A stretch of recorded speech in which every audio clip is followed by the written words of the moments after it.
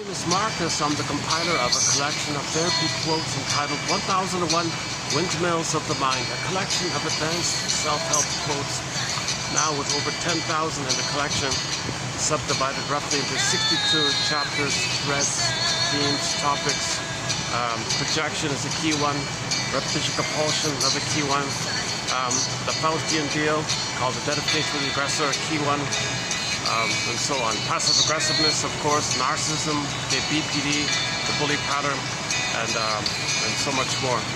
We have a fun thread called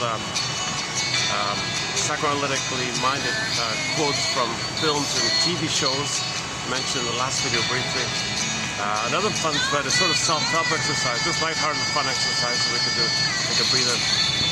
Some song lyrics once in a while. So I'm trying to lighten things up here. And recently, we're including quotes on the body area. That's something that's been missing in this collection. What about the body, for Pete's sakes? Mind-body connection. We keep talking about the mind, you know, the psychic defenses, the operations of the mind, maneuvers of the mind, mechanisms of the mind, the things the child does in his mind to repress the pain, bury the pain, disavow the pain, disassociate the pain, not be aware of the pain, make believe the pain's not there, pretend it doesn't exist, called denial. Baby can't experience all that pain. He doesn't understand why he's in pain. He doesn't understand why he's in a big panic. He doesn't understand why his mother might abandon him or punish him. Baby's innocent. Baby trusts his mother. Mother's hurting him. There's way too much pain called persecutory anxiety, abandonment, depression, so on. So the child has to cope somehow. What does he do? So enter defense mechanisms. Well, first things first. His budding beauty, his emerging self, his budding beauty called the emerging self, i.e. a major part of a person that makes us feel real and alive, called embodiment, ensoulment. They are primary feelings. Low one calls it like the pleasure in the body. Joy runs the console. We live to the extent that we feel embodied. So from there, you can see, he says you can see it in the body if people can dance with a flow and they feel like a hum and they're real and alive, spontaneous and creative like that, as opposed to walking like, stiff, too stiff or something. Hold on a second.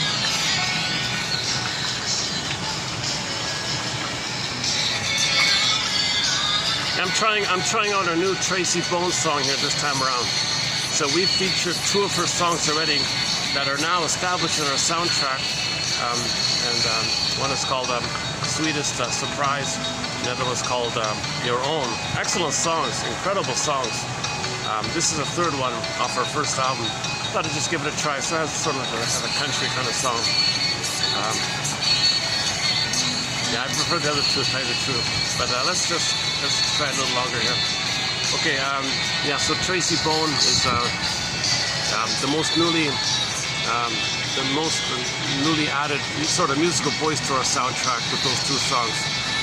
So I won't talk about the soundtrack here this time around, but songs from all around the world, all genres, you name it. Back to the opening premise here. The child has an emerging self called a budding beauty.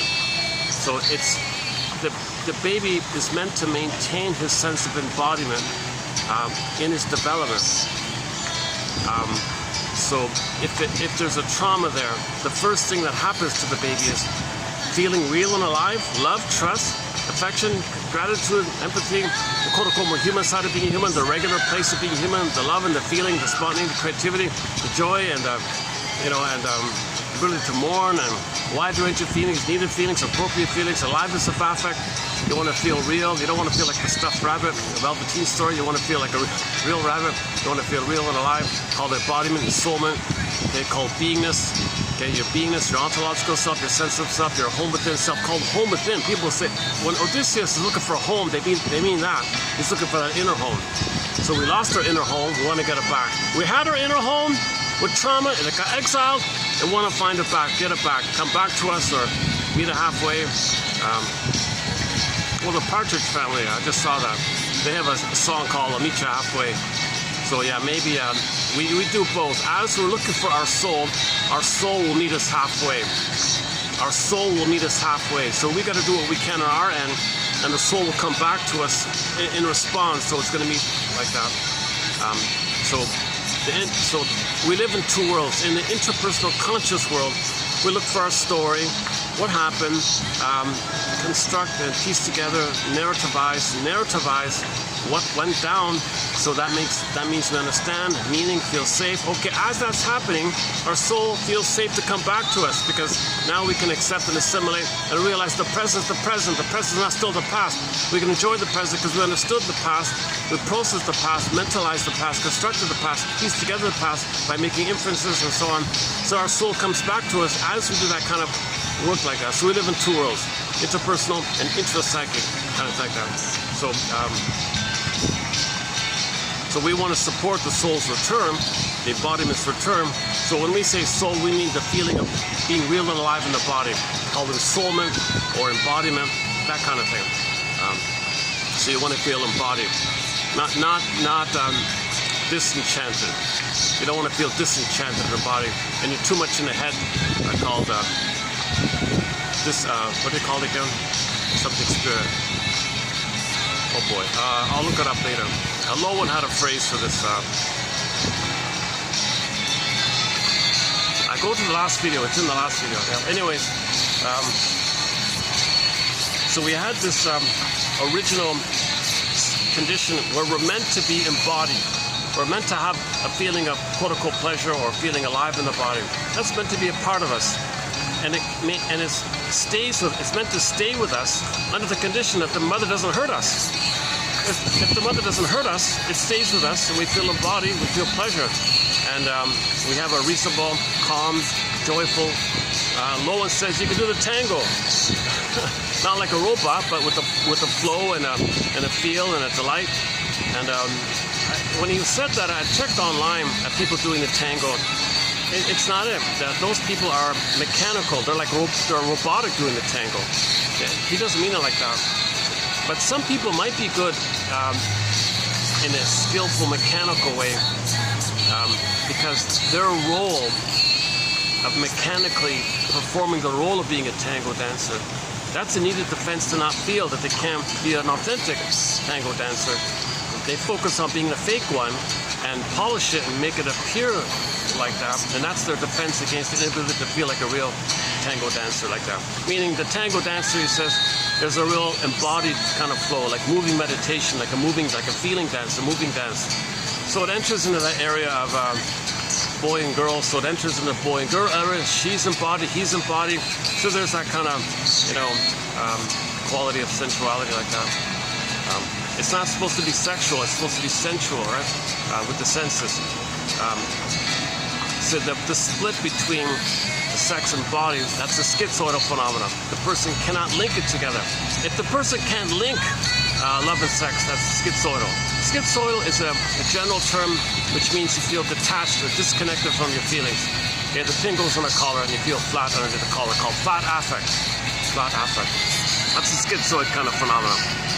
So Lowell thinks we're 21st century schizoid man. I played the song in the last video. April Wine's cover of it. It's mostly an instrumental. Yes, it means something else, but I want to borrow the song for the lyric, for the title. It has schizoid in the title. Not too many songs have the word schizoid in it. So he thinks we're kind of like schizoid man, right? Meaning we're feeling less and less, and we're more and more in the head. We're disenchanted spirits, disenchanted bodies, and disembodied spirit.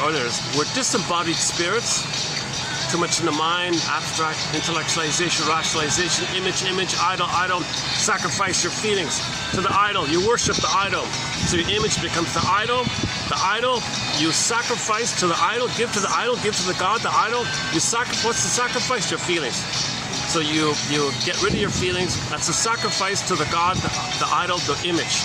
So you're really a disembodied spirit, and to maintain that status, you got to sacrifice your feelings. And this imagery is all throughout history, the sacrifice idea. So that means we're losing our feelings. Yet the feelings get gobbled up. The Minotaur gobbles up, or any kind of character in the fairy tale that gobbles up the people. That's the feelings. And then those feelings become disembodied souls in Dante's underworld. Those characters called tormented souls in the underworld, that's symbol for our repressed feelings. Because our feelings are quote-unquote dead to us.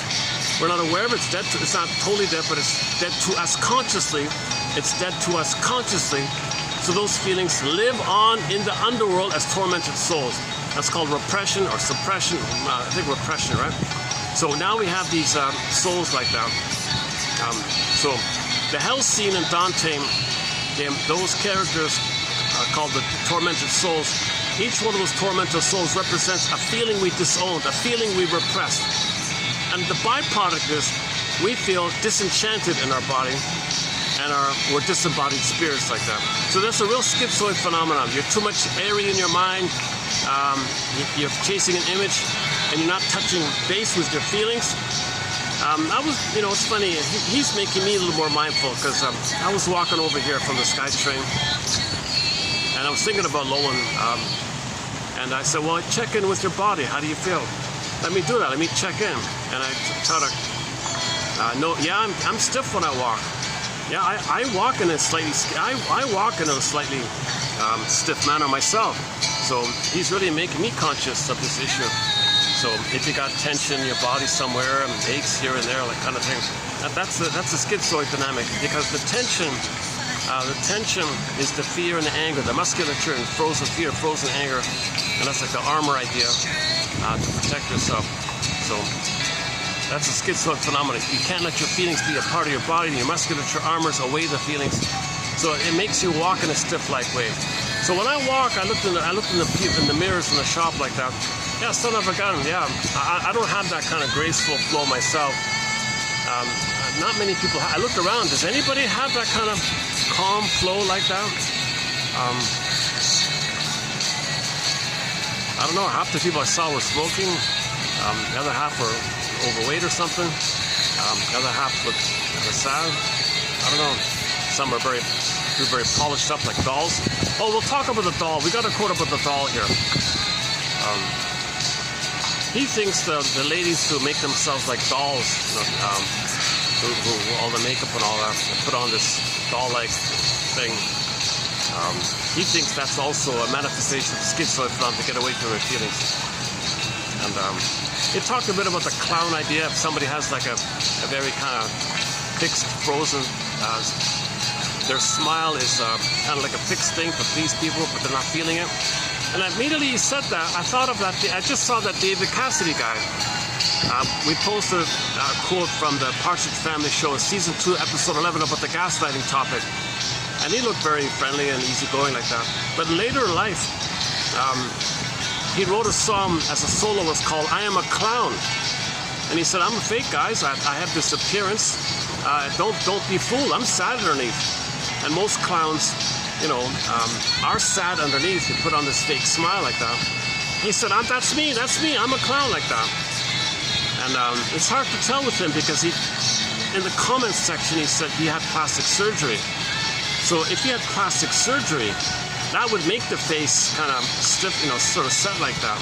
And when something's set like that, that's considered like a freezing effect, called the schizoid phenomenon. Any kind of freezing like thing in the body is considered the schizoid dynamic. It's a question of degree. It's not an either or. Everybody's got a little bit of it. It's one of these things where it's not like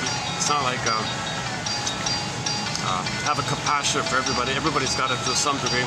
Everybody's slightly neurotic or moderately neurotic. Some are highly neurotic.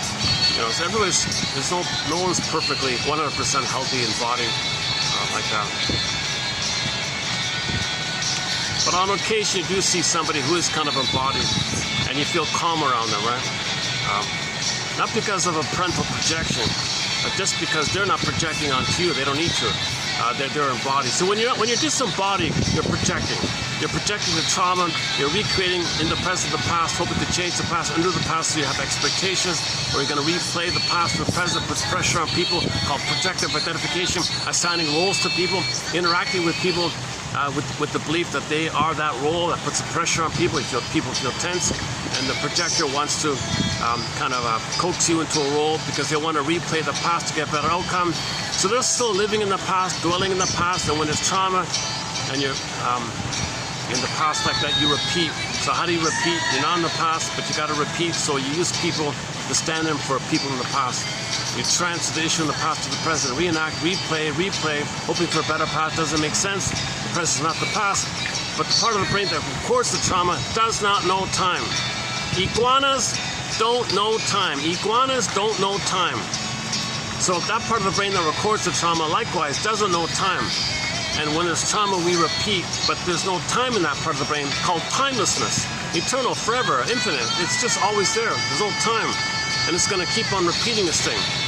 So it's just repeating this thing until we face it, shine a light on it, shine a lantern on it. Emily Dickinson, I have lantern in search for myself. We got to shine a lantern on it, see it, identify it. So when Odysseus was in the underworld, in one version of it, he saw Sisyphus in the underworld, unconscious. He looked into Sisyphus's face and he saw that it was his face. So you're shining a light on. We're recognizing that we're repeating something that we don't remember. It happened to us. It's our own inner child of past memories. Now unconscious, we don't remember it. And then we're... No, hold a second. Hold a stop. Approaching me here.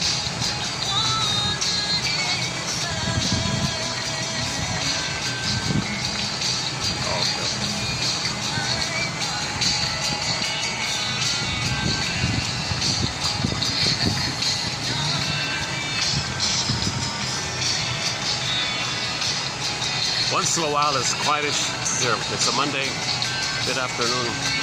No private functions or bookings or events or parties or anniversaries. Last time I was here, it was a huge anniversary with the big balloons and all that.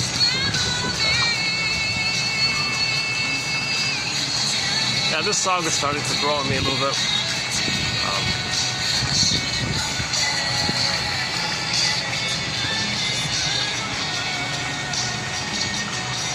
Why don't we, let's go back to our regular two songs.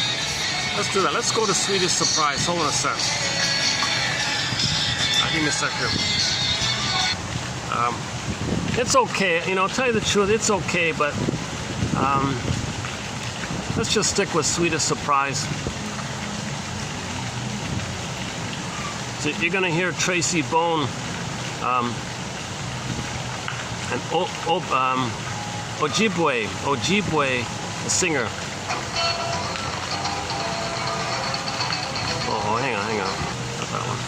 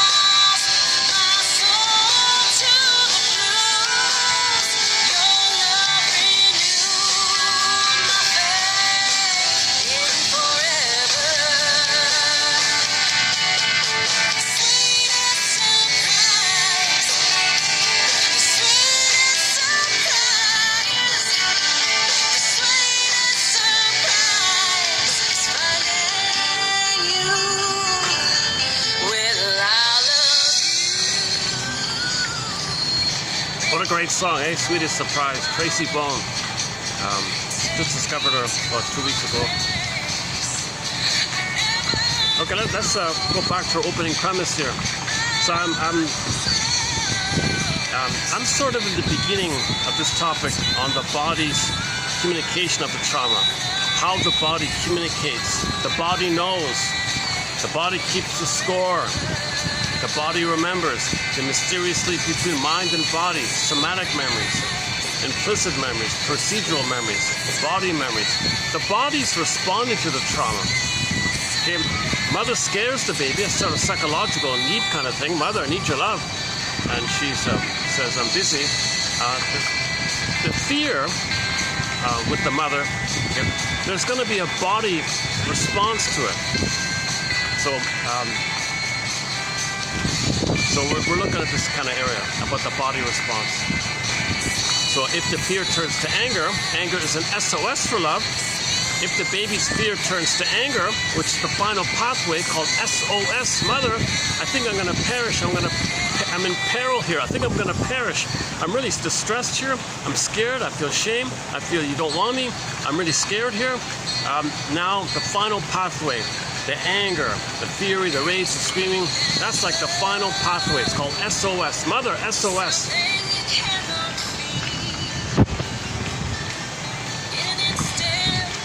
Now, if the mother doesn't pick up that signal, if she still betrays the baby, after all those signals, after all those communications, mother still doesn't get it. The mother shames the baby for his anger. You can't show me anger. Who do you think you are? You can't be angry at me. I'm your mother. You got to be nice to me. Holy, you know what? Where does the anger go? It just disappear. It just doesn't disappear. The anger rebounds in on the body. Now the child's L-I-V-E. The word, take the word, L-I-V-E. The same word, the same letters, and the same word, the same letters, same word. Again, hits on the bank, kind of like a river, water. Okay, same word, L-I-V-E. Okay, when it's under stress, the desire to live and love, stress, distress, fear, shame, guilt. Okay, final pathway. Okay, now baby's anger like that. It's still blocked, Okay, now that same life force, the same words, same letters, becomes destructive. So you reverse the letters, okay, it's destructive. Now it's E-V-I-L. It's not a separate thing. The E-V-I-L is the phenomena that the SOS was ignored, and now the hate and the hostility and the anger and the fury and the rage, okay, it kind of like how it implies, it becomes destructive. The destructive is the rage at what mother's doing, because the baby thinks he's going to perish. So now the baby thinks he's got to control the breast. The first mother's the breast. So in his rage, he wants to control the breast, but he's in the oral phase, so he's biting now. Now the baby's biting the nipple. That's the rage now. He wants to bite, control. Don't go away, mother. Don't give me premature weaning. Don't premature wean me. That's called weaning trauma. I'm not ready to fall off the tree. If the fruit is meant to stay on the tree for a period of time, and the juices are there, and it's ripe and natural juices, natural sugars, very juicy peach or whatever, it's going to fall off as a ripe, sweet peach. But if that budding peach or something is plucked too early, it's bitter. It's bitter. So likewise, if the baby's removed from the nipple too early, he's going to be bitter. Bitter banter, hostile banter. And he'll be angry like that. Okay, so that's Lowell's metaphor from his first book, 1958 book, Language of the Body. So we're currently in the middle of going through some of Lowell's material here. So I've discussed a bit already. And in this video, likewise, I want to pick up and continue on his book called The Betrayal of the Body, 1960-something book. I think it's his third book or something. So in this video, I wanted to do a preview of some of the quotes from that 60s book of his called The Betrayal of the Body. And it's mainly on the schizoid dynamic. That's why we're talking about the schizoid phenomena, because he discussed the schizoid issue in that book mainly, to my surprise.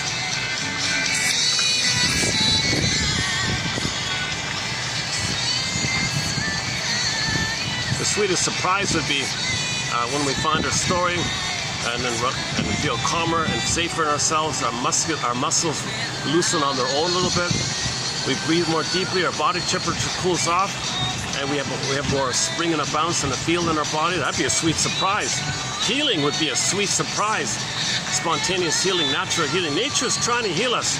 Nature is trying to heal us, but we're getting in the way. We're getting in the way.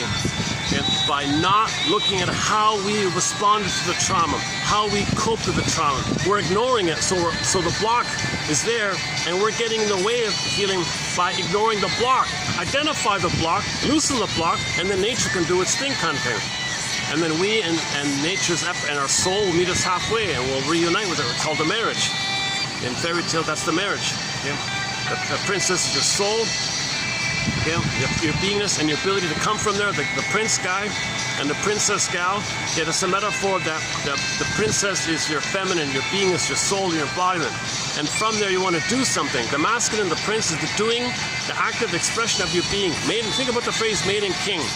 Okay, maiden king. So the maiden is the feminine is symbol for the beingness is symbol for the embodiment and the soulment. So the embodiment on this,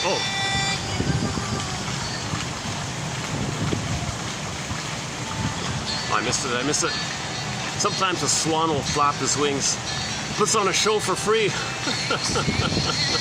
Play the song by the Nylons up on the roof. The stars put on a show for free. Sometimes the birds will put on a show for free here. See if I can catch it. The show is just so quick though, doesn't it? They got 3 swans here. I'll show them to you later.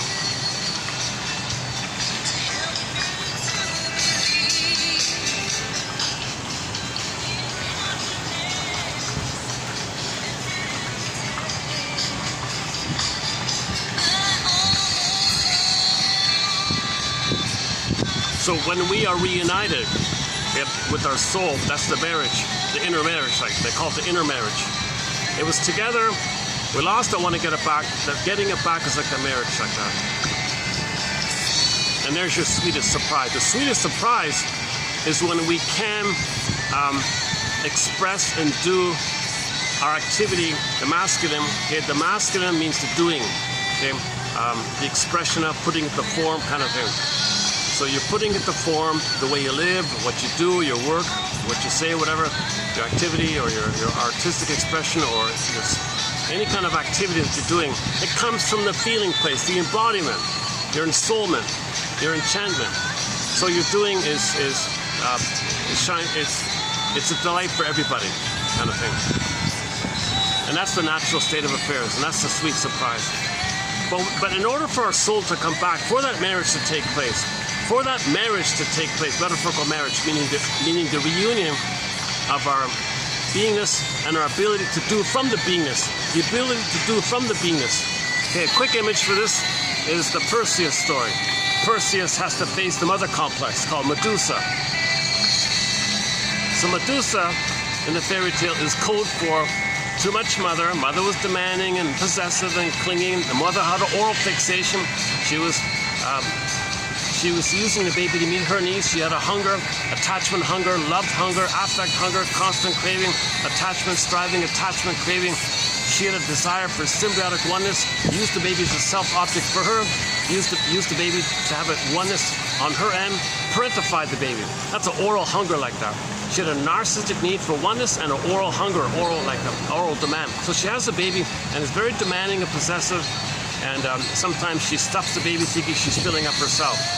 Sometimes the baby hugs the baby too tightly, trying to create that fusional kind of thing. Okay, that means the baby's needs are not being met if it's all about the mother. If she feels entitled and she's hungry to get her needs met, not seeing the needs of the baby. This kind of dynamic in the baby's brain, he'll be enraged, oral needs. You condense it with some concept, some blurred concept of the mother, put it in a shaker thing, shake it up, poof, there's a Medusa called the mother complex. So in the baby's mind, there's a monster like that. Could be the Minotaur, could be the guy with the horns. You take your pick. Any kind of scary, the alien, sea monster, cyclops, monster. In the case of Perseus, it's Medusa one, huh? Okay, so when Perseus, meaning when we seek the truth, it's like inside there's a part of us trying to do the nature's healing work. So invisibly, nature's healing us as we're consciously cooperating with that, as we're consciously being a truth seeker, a psychological detective, emotional detective, existential detective. What's going on here, detective? Yeah, then something inside is kind of moving along in correspondence to your efforts. It might be blocked, then you try some other way, you guess around, a lot of guesswork like that. So you're just guessing around like that and see what feels. What might be a potential, a lead. Oh, there's a lead. Follow the lead. Maybe Perseus is getting closer.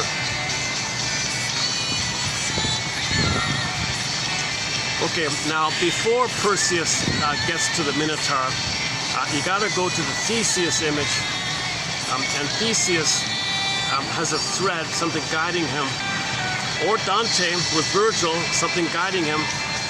Something's guiding you through the various mini labyrinths within the main labyrinth. Before you get to the Minotaur Medusa character, there are preliminary mini labyrinths to do. You got to face the someday labyrinth, the someday complex, the guilt complex or the guilt labyrinth, the money complex, the money labyrinth, and so on. You got to find both and thinking. You can't do it either or thinking. You got to find both and thinking. You got to put your mother on the couch. You got to analyze your mother. Put her on the couch and shrink her. Analyze her. What the hell's going on? Why was the mother so impaired? Why was she narcissistic? Was she a bully? It seems she had emotional dyslexia, some kind of emotional warping, some kind of entitlement like that. What the hell's going on? What happened there? Get some understanding, leads to empathy, recognition, part of the story, the truth will upset you. Why did mother fail me? Why did mother betray me? Why did mother feel entitled to use the baby? Mother said, mother's rights. My mother never loved me, so baby, you take care of me. My right, I'm entitled. So she's like the wicked queen. Mirror, mirror, all about her. So why was the mother like the wicked queen? Yeah, all about her. They couldn't meet Snow White sneeze like that. So there are various tasks within the labyrinth before you get to the Minotaur Medusa area. And each of those are separate topics. It takes a couple of hours to run through these little mini labyrinths. Man, oh man, there's a lot in there. That's why I need a Virgil. That's why I need a thread. So if you have a therapist, that's great. In lieu of that, we have these quotes here. So that's Robert Bly's advice. Read psychoanalysis for 10 minutes a day. It functions like a Virgil or a thread because the idea prepares you. So when something happens, you link it to the idea. Oh, that's what it is. It prepares you for the insight. The insight alone won't do it. You got to feel it. You got to have emotional knowing. But to get to the emotional knowing, you got to know what's going on. So you can learn about what's going on. And when something is going on, now you can understand it and get the emotional knowing. So it's just preparing you for healing kind of. So reading is not going to cure your trauma with your mother. Reading books is not going to magically cure you like that. But it prepares you for the healing. You need that step. It's a preliminary kind of step, prerequisite kind of. You got to be conscious about what's going on to heal. If you're not conscious, you're not going to heal.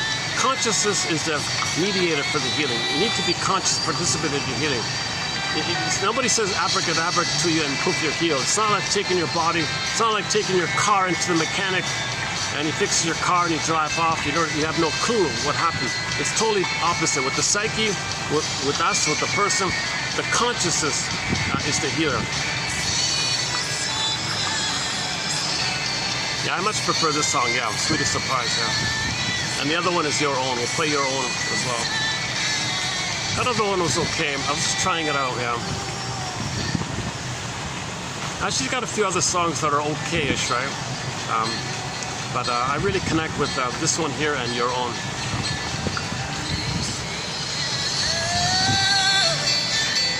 Something you cannot see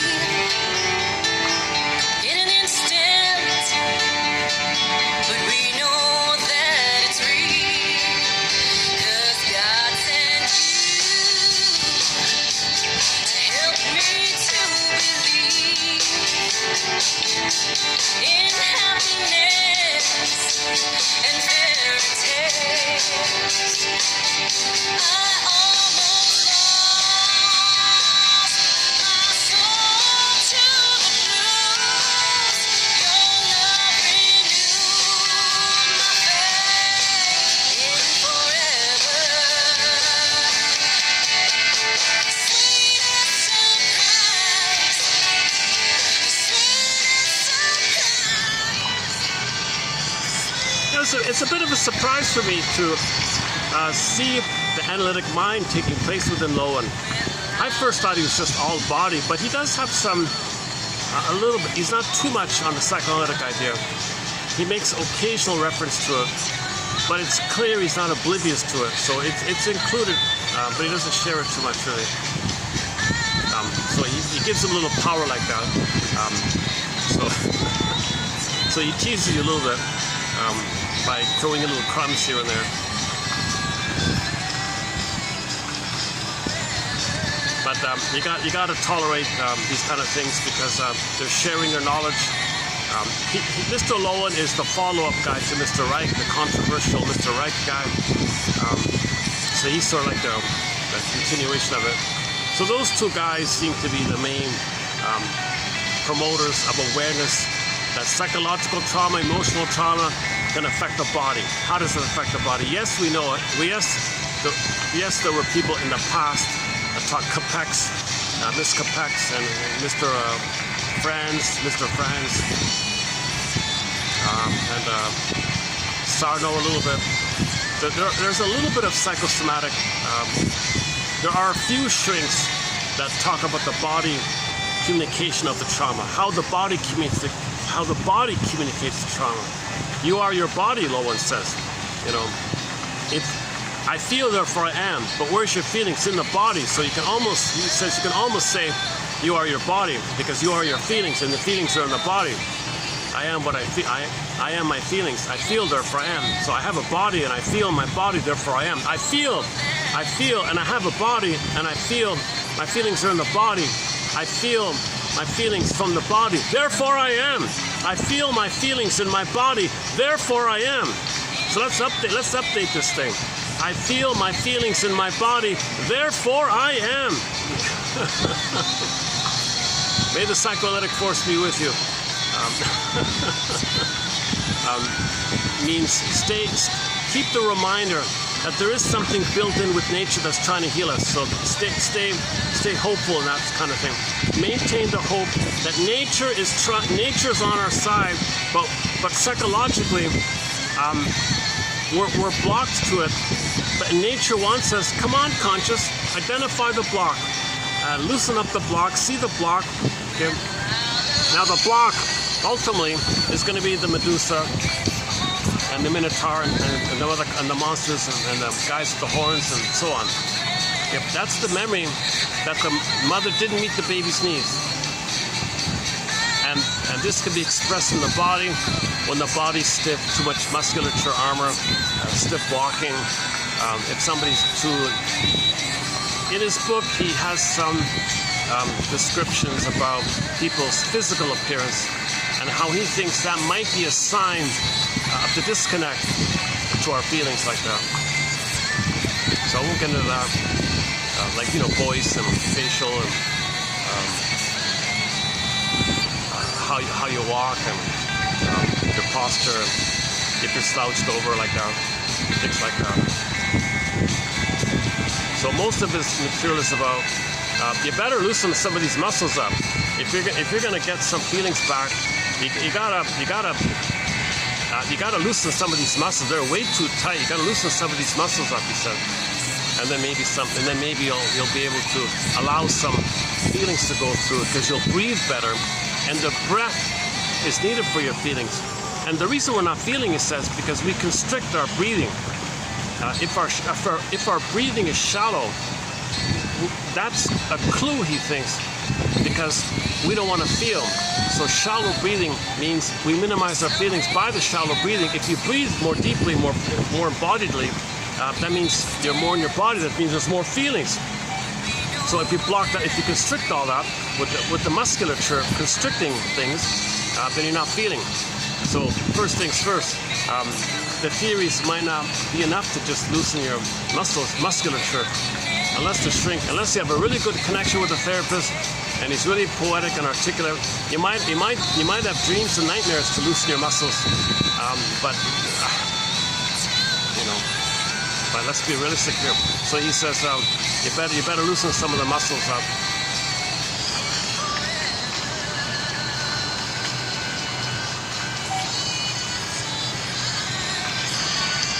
That's just part of it.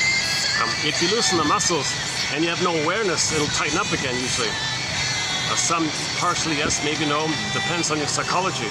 Depends on your resistance. Depends on how much fear came up, how much panic came up. Because when the baby was in panic, he can everything tightened up like that. So you can either tighten up too much. That's the excessive sympathetic. Means the musculature is in constant, permanent, frozen, non-stop emergency. 24/7, permanent, frozen emergency. Your body's in emergency, in a flash frozen emergency. it means the body can't relax. It's a permanent emergency. Your musculature is frozen emergency, frozen fear, frozen anger, frozen panic. Your musculature is like, there's always a panic, and it's a frozen panic, and your armor is a frozen panic, he says. So you want to loosen things up. You better do some exercises, you know, do some stretches, and you know, do some gentle movements, you know. So he's got it all spelled out in his books like that. You need a helper, because if you jump into this, you might hurt yourself. So you need someone to guide you a little bit. If you're doing it on your own, you got to be super gentle. Don't apply the angriness, or don't apply your ambition to that kind of thing. So you might hurt yourself like that.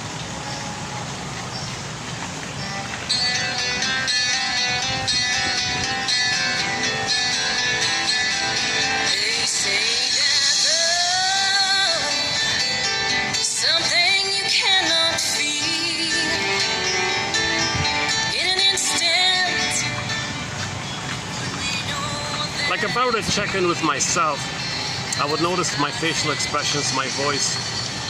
Am I speaking a little tensely myself? And I am. I often speak in these videos in a kind of a slightly tense way, maybe an impatient way. Maybe I'm in a panic. Don't leave. Don't listener. Don't go away. Don't turn the channel. Stay with me. Maybe I'm like in a panic. So maybe when I speak, maybe that's a code that my mother withdrew and wasn't around. No, don't leave me, mother. Don't go away, mother. So when I'm talking on the camera, audience, stay with me, stay with me. Maybe that imprint, maybe that prototype is laid in like that. So if I can observe my facial muscles, my tone, and look in the camera, sometimes a little more, maybe I can say, oh my God, okay. You know, I'm not in the past. I might have an audience, who knows, in the future. If I'm too tense, I won't have an audience, but if I calm down when I speak, I might have an audience, right? So we got to check in with ourselves. It's simply called mindfulness.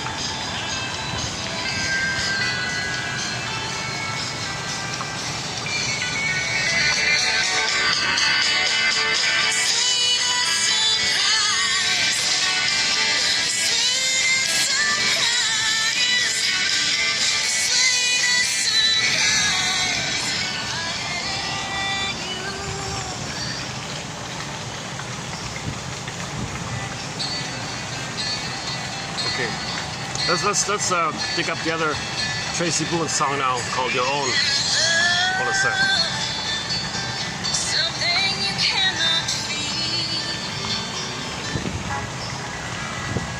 All right.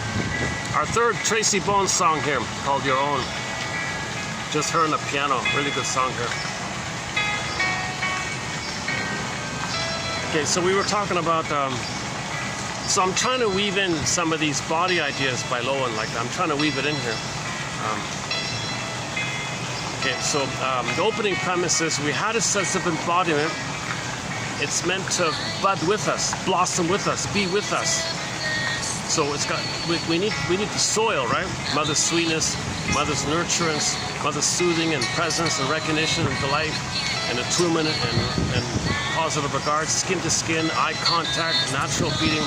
We need that kind of soil so the bud can blossom and maintain and bud and blossom, and our emerging self and our princess, the budding beauty called Snow White, can be with us.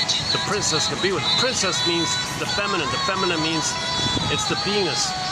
They would use feminine for beingness because the beingness had the still powerful quality like the moon. The moon. the serene, inexhaustible fullness of being, like the moon, the still present calm beingness quality, embodiment. So they would associate this embodiment, the stillness of the being, with the moon. And then your doing comes from that. That's the act of the sun. So like the sun, moon, then you get the yin yang, night, day, yin yang. Okay, so the feminine, masculine. So the feminine, masculine is synonymous, as I understand it, with yin and yang. Okay, so your doing is meant to come from your beingness.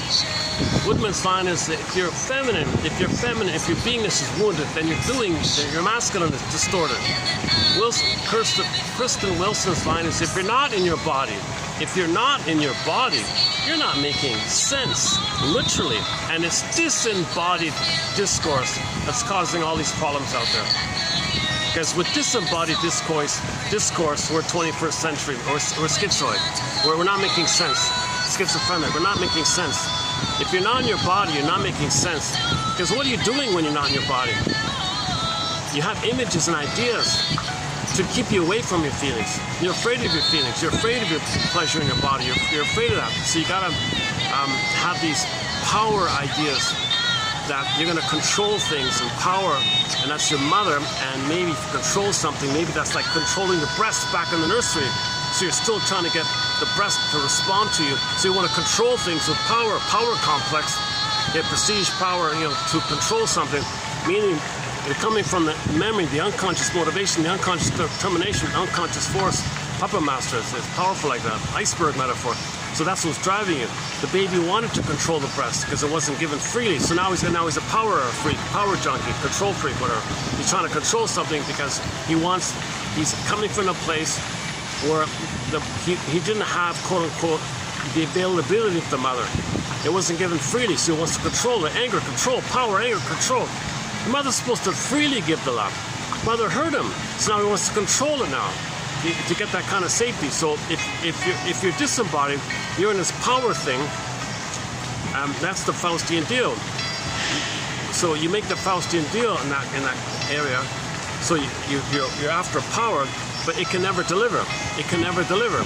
No thing you control, no amount of money you get in the present can translate to you getting the blissful oneness that you get back in the nursery time, in the blissful state of oceanic feeling, oceanic bliss, symbiotic bliss, self-object merging, mother-infant dual unity, Garden of Eden, Shambhala, Shangri-La.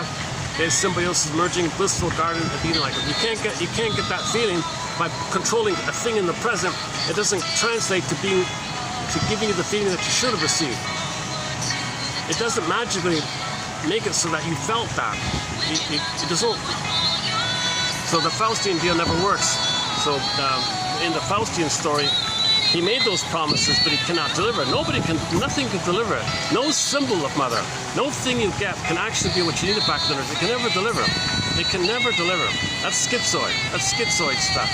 The schizoid stuff is you're detached from your feelings and you're not making sense anymore. When you're not in your body, you're not making sense, literally. And it's disembodied discourse that causes all these problems, sister.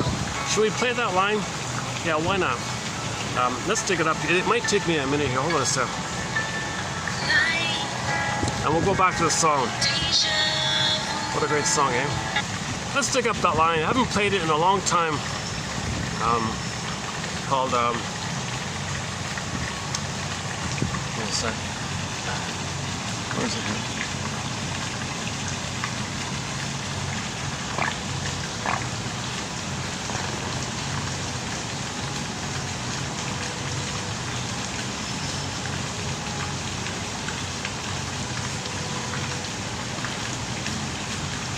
Oh, here we go. Oh, here we go.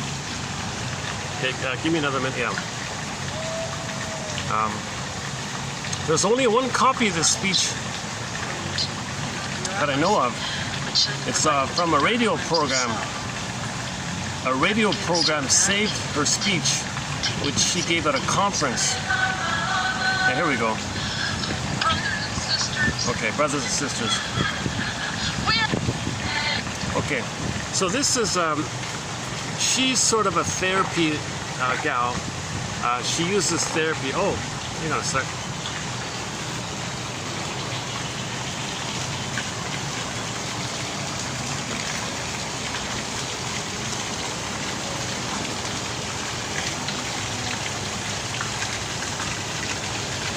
How you doing today?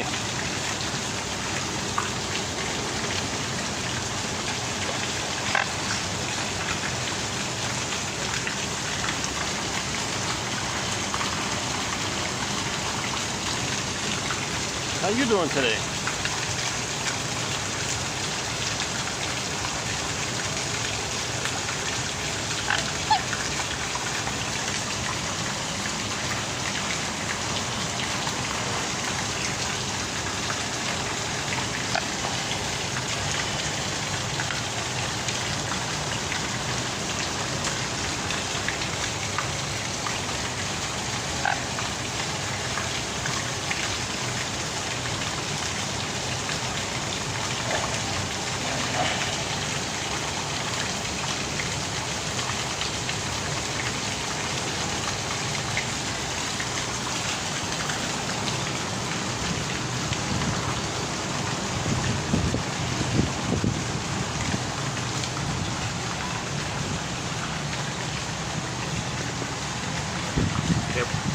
So this is back in the 80s.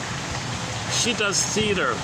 She uses theater as a method of healing, gestalt therapy, drama therapy, theater therapy kind of thing. So she was asked to attend a conference called something called the Pioneers. I don't know if they're still around. So she gave a speech called "Ooh, My Soul." It's about 9 minutes, 10 minutes long. So it is done in a therapeutic, in a theatrical kind of way, in a comedy way, in an educational way, in a humorous way, just tongue-in-cheek way a little bit. So she's all over the place in that sense. But the key line I want to highlight here is that one there. If you're not in your body, you're not making sense, literally, and it's disembodied discourse that's causing all these problems out there. And the conclusion of the speech is, man oh man, can we get our feelings back? If we can get our feelings back or move towards getting our feelings back, we'll be okay. Everything will be okay. As long as we recognize we're schizoid, detached from our feelings, and we move towards getting our feelings back, and our soul will meet us halfway. We gotta meet our soul we have to meet our soul halfway, and our soul will meet us halfway, but we gotta do our part to meet halfway. Okay, back to the Partridge Family, huh? Yeah, I'll meet you halfway or something. They've got another good song. I woke up in love this morning. I woke up in love this morning. A fun little song. That's another one of theirs. Okay, so she crams in a lot of ideas. I won't discuss it all. I just want to highlight that point there about the importance of feelings. So yeah, let's. Okay, I'll just play it then, and I'll see you in 10 minutes. Okay.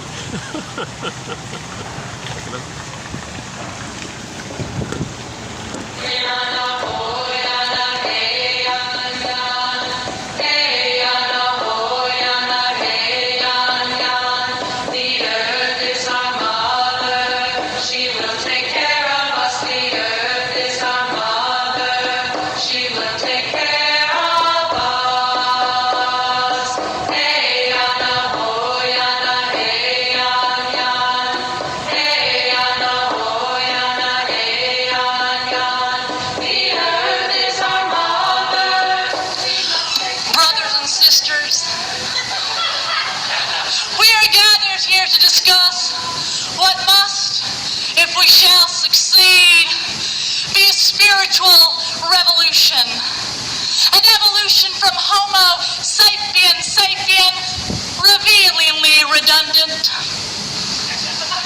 to Homo economicus, well put, Max Oschliger, to Homo naturalis. I will proceed directly to the heart of my sermon, which, for the sake of revolutionary gender reclamation, I drop the sir and add a ma'am, making this not a sermon, but a mammon. Yes, Buchanan, I said mammon, which speaks to the natural and pantheistic instead of the mechanical and sadistic. We are talking about about exchanging biopornography for biophilia. Pornography. That is the structure of domination which has replaced English as our national language. Everything translated into what I can possibly control or consume without being touched, changed, challenged, or connected. A language which transforms women into meat, animals into meat products, poor men into machines, and rich men into gods. But in their attempts to become gods, they have lost their souls. We all have. That is why I am up here preaching my mammon. God did not throw us out of Eden. Brothers and sisters, we are throwing ourselves out every industrious day. The apple Eve ate was good. Sweet. But what about the apples now with their red, shiny, pesticidal coverings, Satan in the shape of Monsanto? But it's okay. I can afford organic. I am single, white, educated. I don't have children to feed. There will be poor with us always. Let them eat the pesticide-riddled fruit. Ha! Joke, riddle, on us. Genocide continues. Organic for the rich, toxic, tap water for the poor. We have a lot of work to do if this re-evolution is really going to happen and save us. So, let us talk about salvation. And I do not mean a peach smoothie and a massage. I am talking about saving this planet and the people with it. How will we be saved? The environmental catastrophe appears overwhelming. We are afraid we cannot think our way out of this mess. Of course not. We must feel our way out. We must learn to listen with our hearts and our hands. If you are not in your body, you are not making sense. Literally. It is disembodied discourses that have got us into this crisis. We have worshipped the false gods of logic, progress, productivity, practicality. If destroying the earth for short-sighted economic profit is intelligent, reasonable, then please, God, make me a moron! This is a spiritual revolution about finding our ways back to the land, finding ways to be fed, spiritually fed. And it is not easy. I know. I myself have strategized on ways to make my plans fit their pathology. I have walked through the shadow of political expedience. Once I had a campaign I thought I'd do this whole campaign about changing the environmental reference to this earth, from Mother Earth to Father Planet. Yeah. You see how I read all those, those bumper stickers that were out, those with the green earth globes that said, "Love your mother," and I despaired. I knew there was no hope. And I'm not even referring to the irony of having pro-planet language on the back of a car. Hallelujah. I am referring to the slogan, "Love your mother." It won't work. What? America hates its mothers. I thought of Mother's Day and the men who give the mother of their children sentimental harlequin cards, then beat, rape, and silence them the other 364 days. No, I thought. No wonder we have an environmental crisis if we treat the earth the way we treat our mothers. Ooh, we think mothers are made to be exploited exploited. They are supposed to give and ask nothing in return. They are supposed to have infinite resources. All good mothers are willing to be drained, damned, and depleted for their children. Mothers live for their babies' feeding schedule, and there is always a little milk left for Exxon, Texaco, International Paper, and the U.S. military. I mean, I thought, but if nature was perceived as male, then maybe everything would be different. Think about it. I mean, it might not be nice to fool Mother Nature, but if you mess with Father Planet, he'll beat the shit out of you. Hail, hurricane, and all.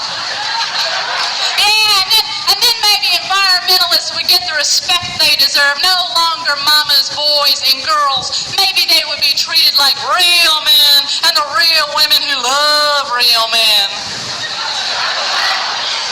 A name changed to Father Planet is not enough. Fathers and mothers, we both need to be saved if this planet is going to survive. The environmental crisis points to a total ideological and spiritual crisis. Including the earth in the economic equation is not enough. We are destroying the earth for reasons that are bigger than economics.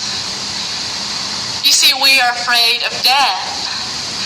We are afraid of this earth, this nature that will bring us back to dust. We are afraid of the dust and the dirt that will claim us, or the waters that we came from, and thus afraid of women's bodies, the bridges by which we walk this earth. An intellectual atheist, performance artist in spiritual crisis wrote this sermon.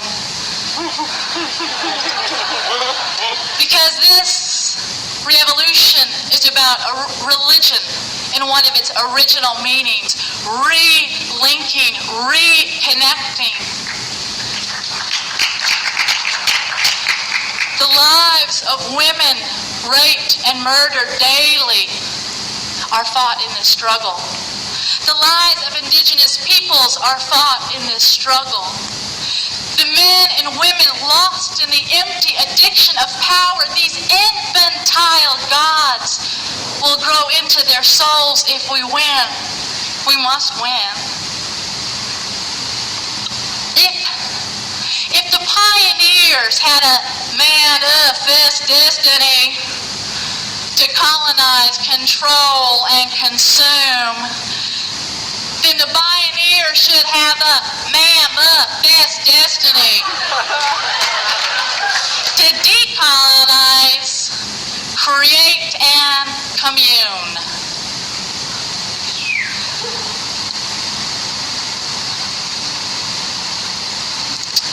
But this must be a spiritual re-evolution, not just the environment, separate and distinct from its home and all and everything. You see, if this is a spiritual re-evolution, if we get to feel as we fight, if we just get to feel as we fight, then we have already won. Amen. A women, a planet, our soul.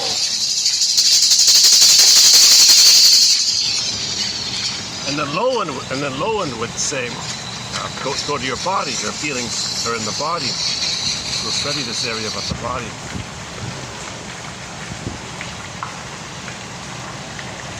And the disconnection to our body and feelings is called the schizoid dilemma, the schizoid defense, the schizoid issue. And the body in the face is called the schizoid mask. And your constant fears of connecting is called the schizoid dilemma. So you're afraid to connect because you think mother's going to engulf you or punish you or reject you. So you step back and detach. You think it'll be abandoned. So you have a fear of that. So you step closer, engulfed, step back, abandoned, and you're shuffling your chair back and forth. You can't stay still like that. So there's no connection. So they're detached, but they gotta connect. But if they connect, they gotta detach. But if you're detached, it's too lonely or something. You're too isolated, you're too alienated. You have anomie or something. So you want to connect, engulf, step back. You don't want to step back. You want to step forward. Too painful. So you're in this dilemma like that, called the schizoid dilemma, the schizoid compromise, the schizoid dance, whatever you want to call it. So that means the pin's still in the collar, right?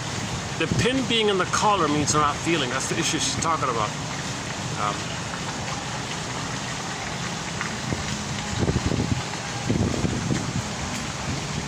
So under the collar, it's called flat affect. We're not feeling. Flat affect, feeling. Flat feelings. Feelings have gone flat. The emotional body's flat. Okay, long ago the term was athemolexia. No feelings for your words. Nowadays people call it alexithymia. No words for your feelings. Oh yeah, I think I figured something out with these swans. Just before their lunch, they start nibbling around.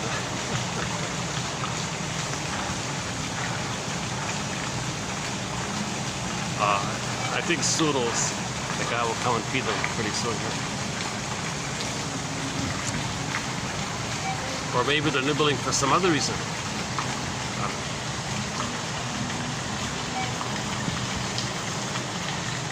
Okay, I'm not a zoologist here, so let's put that aside there. I have anxiety, so I'll go off topic as part of my anxiety. Give me a little breather, I guess. Get back on topic. Disclaimer times 1,000. I have not been analyzed. I'm not a shrink. I'm not a professor. I'm not a forensic psychiatrist. I'm not a chemist, biologist, and so on down the list. I only have a BA. I'm the compiler. I'm the compiler of the quotes. So you'll find 10 in each video. Just click the more link or the see more link or the show link or the show more link or whatever it says there. In the description box, you'll find roughly 10 quotes on average. On average. Sometimes there's only one long one. Sometimes there's like 31 liners or something. I'm just saying on average there's 10.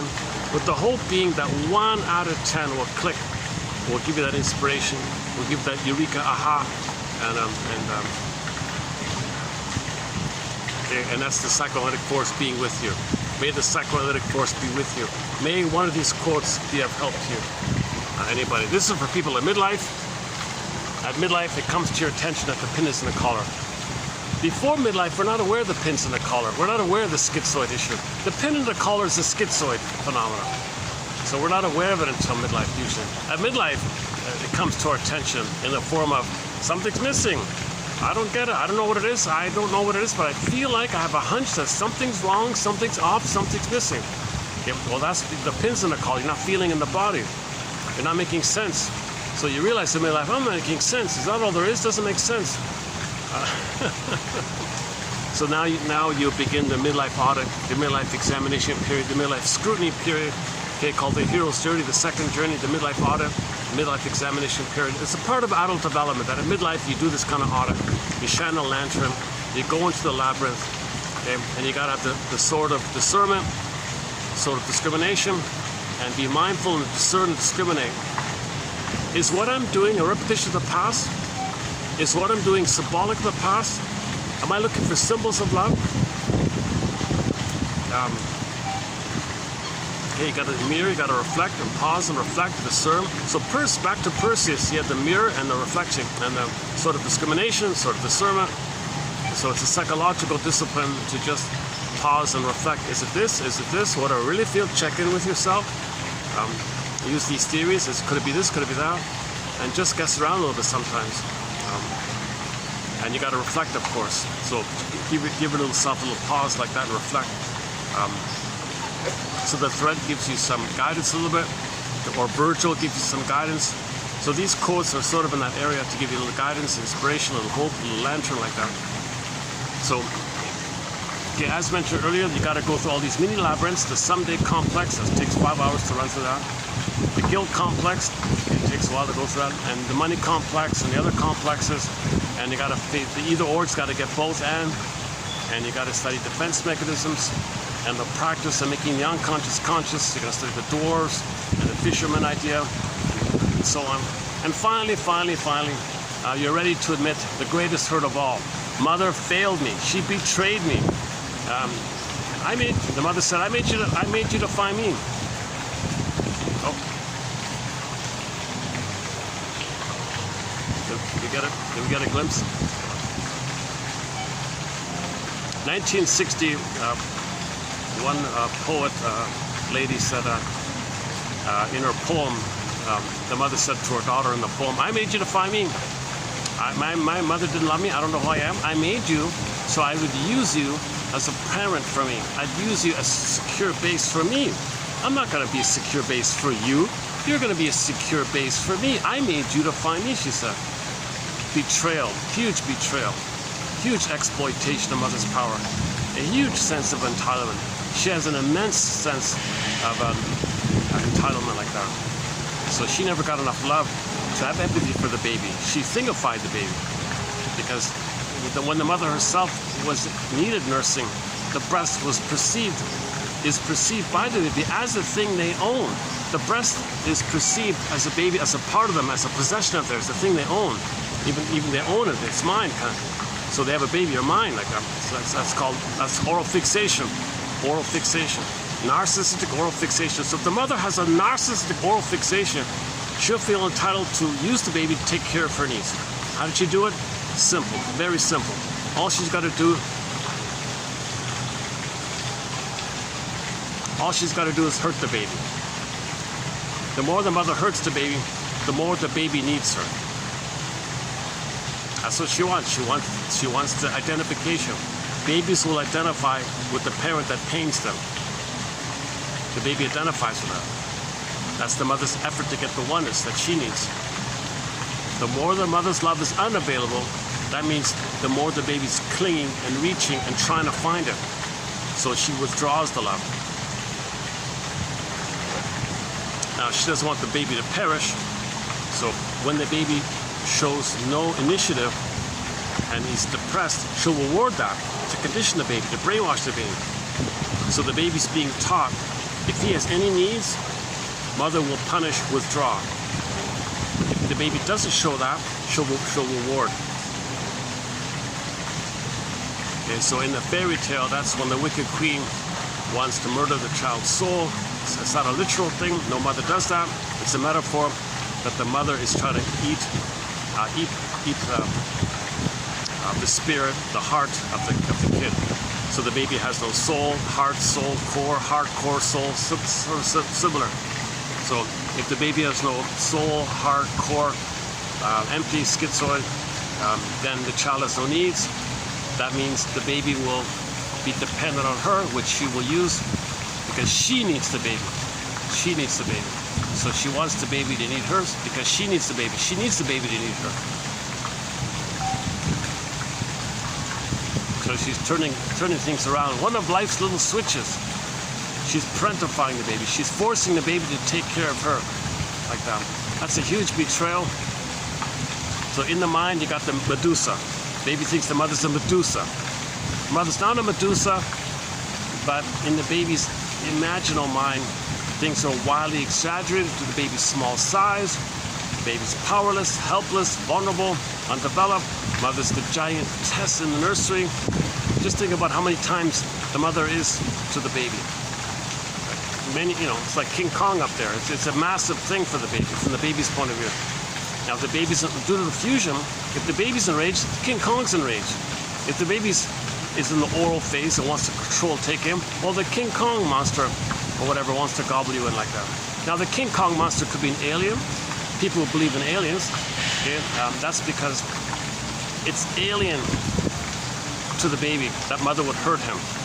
It's out of the baby's expectation, out of the baby's world. So there might be this strange, really eerie, strange thing in there. So it could be an alien-ish kind of image out of the world. So when people write stories and novels about aliens and things, that's their effort, that's their attempt to know that they were traumatized. Okay, fascination with aliens is an attempt to get in touch with your trauma. That you created an image of an alien in your mind, which is a condensation image of your feelings, your needs, okay, and the mother, shake it up, poof, poof, there it is. And so it's in the mind like that. It's unfamiliar. No baby expected to be hurt by their own mother. No baby expected to be betrayed by the mother. Mother's an alien or something. You got this scary thing like that. So that for more on that point, go to Janoff's book about that.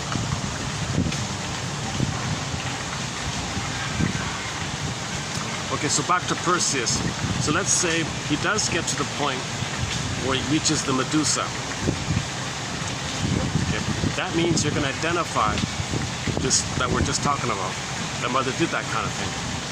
If you can parse out and understand why your mother did that, back to putting her on the couch. So you understand why your mother behaved the way she behaved and how you felt by it, you parse it out, then the Medusa image poofs away. Now, Medusa in the myth is pregnant. Medusa is pregnant. So when you identify that Medusa is a creation of your mother's needs and your anger and you separate it, that thing goes away and something new comes up. So Medusa gives birth to the twins. The twins, okay, feminine, masculine, okay, being and doing, okay, the twins, called Pegasus and Cryosaur. So Pegasus is the soul, like the horse, strong embodied soul, embodiment, so the horse is embodied, strong body, feels alive in the body, it can run, it's powerful, strong, it's embodied. Horse, it could be any animal really, but the horse has wings so it can fly, so the soul is free, you're embodied, and the soul is alive, and free and alive. So you feel the inner freedom. You have that, what you're looking for. Now you found your freedom. Your soul is free to fly, free to live, free to be alive. It's free, so the horse, that's called Pegasus. So Pegasus means you're ensouled. You found your embodiment. When you got rid of them, when you forgave your mother for what you did, when you understood why your mother did it, when you understood why she behaved the way she behaved, when you understood that, when you really can understand that, you got to research about this kind of thing and really understand it, then you might get your feelings come back. Now the Cryosaur is the masculine side of it, so that means putting your beingness into some kind of form, some kind of expression, the way you live, the way you talk, the way you walk. So if you feel embodied, okay, then the way you walk, okay, that's the masculine, like you're walking from the beingness. So if you walk in a graceful, flowing, embodied, fluid kind of flow, embodied, calm, you know, be like bamboo, be like water or something like that. If you have that kind of flow, relaxed flow like that, that movement is the masculine. The masculine comes from the feminine. So if you have the feminine, the masculine is all right. Now if you walk like me, okay, a little slouched, stiff, a little too stressed or something, sometimes in a hurry, like that, well that's that's the distorted masculine. Because my feminine is wounded as well. I have not been analyzed. So, if I play Joni Mitchell's song, This Flight Tonight, the first chance I get, I'll be on this flight tonight to do a full analysis. But Masterson's gone. I'm not sure if there's. I'm not sure who I'd go to really. I looked up Lowen this morning. He passed away in 2008. So I think he might have been good in the bodywork area. But the analytic with the storytelling, you need like a shrink for that, right? So that'd be the ideal. You go to both of them, right? You maybe have the talking cure, maybe twice a week or something, and maybe once a week do the body release work. Might work hand to hand. I'm not sure. Cost a fortune now, right? So,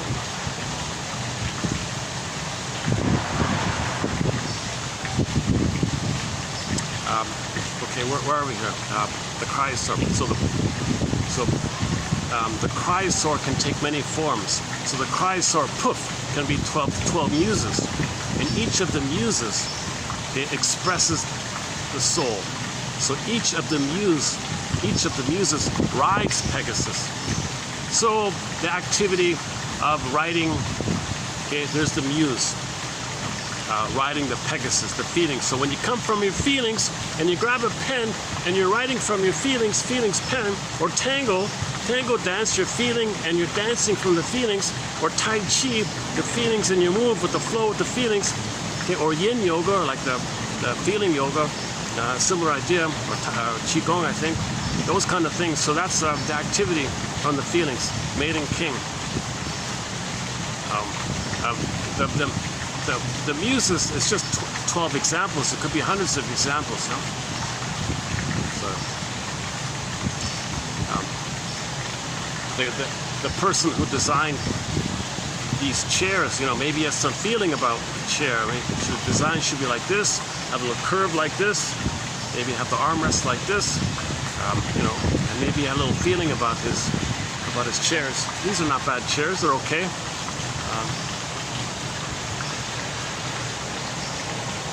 So if you're doing, whatever you're doing, if it comes from the feeling, it's called heart-based living, a path of heart, like that.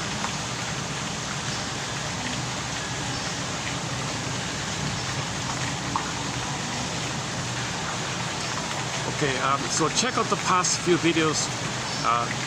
Most of the basics about was covered from low end. So now let me just continue a bit from that. The book called The Betrayal of the Body, and he says when the body's betrayed, when the feelings betrayed, that's a schizoid phenomena, a schizoid issue like that. So he says that the real issue is not hysteria like long ago, it's the schizoid. People say it's narcissism. Well, narcissism is a schizoid thing, of course. Any neurotic personality or dysfunctional personality, it is a schizoid phenomenon. If you're not feeling and you're doing a split from your feeling, that's schizoid. If there's sexuality but no love, that's schizoid. Kind of thing. That's schizoid stuff. And there's different degrees of it. The neurotic, yeah, he said the normal one is love and intimacy are together. So normally the intimacy and the love are linked. So there's a real pleasure like that. The couple can have a flow together and a pleasure together. There's no panic or, I mean, there's no calculation or something. They just relax with each other like that. A little bit like a tango dance. Maybe the tango dance is maybe meant to represent that. Maybe the tango dance is meant to be like an outer, socially tolerable expression of how couples should be. You know, love and feelings and body together. So a proper tango dance would be feelings and body. Now the joke of it all is that when you see it on TV, you don't see it. You see these really rigid robotic characters doing this. I don't know. Really? Seriously? Scent of a Woman? He was pretty stiff himself, right? The actor, right? Trying to teach the lady the tango. That's not it. It was very stiff and all that. I mean, the idea is interesting, so we're curious about it. But I'm sure there are on YouTube some closer approximations to an authentic tango. An authentic tango dance would be two people who are embodied. They have the embodiment, and they're in a dance version of the intimacy like that. So that's like a healthy thing. Okay, then the neurotic stuff. It's like maybe he's doing it for status or pride or neurotic, like, you know, like revenge on people or getting back at his past person. So the Don Juan, for example, his mother betrayed him. He becomes her. He betrays others because mother betrayed him. Repetition compulsion. So he can't love because mother didn't love him. He's trying to know his mother didn't love him, so he doesn't love others. So he pulls in others and rejects them.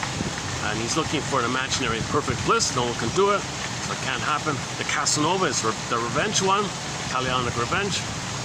That's very neurotic stuff, severely neurotic. The Casanova might be the psychopath. So there's a difference between Casanova and Don Juan. But the neurotic area, likewise, the love and the sex are not together. So it's split already. Now a more greater split is the schizoid area, the deeper schizoid area. No one says they don't have any kind of calculation like that. They just want some kind of approximation of some playing a role where they can feel they're connected to a body. It's more like a basic survival. It's not some kind of revenge attitude or showing up the mother attitude. It's more like still in a babyhood survival place. So if they're not raiding at all, they just need some human contact, thinking that's what they need for survival. So they're more and a more infantile babyhood kind of place in that kind of area, the schizoid one. Now the most extreme of the most extreme of the most extreme, he said, is in the hospital, where they're totally out of it in the body and they're only in the mind, so sex has no meaning for them because they're only in the mind like that. They're in a delusional thing like that. So there's a range like that, from the healthiest of the healthiest, and you barely see any of them, and the people in the hospital, there's a few of them like that. But most are in between those two extremes.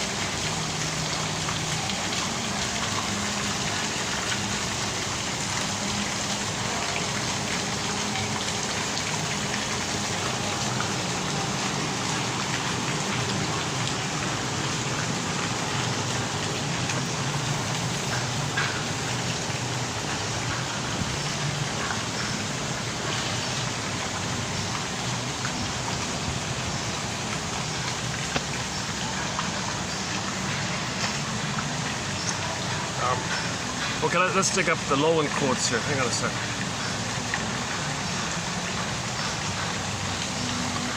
So I want to do a preview of 21, 06, 7, and 8 quickly. Okay, so let's start off with 3106 here.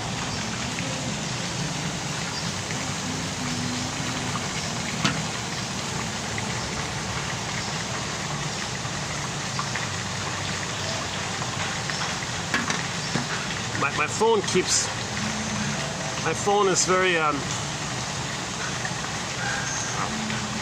it shrinks, it enlarges, it rotates, it shifts, and it skips up and down. It doesn't stay still for some reason. Okay.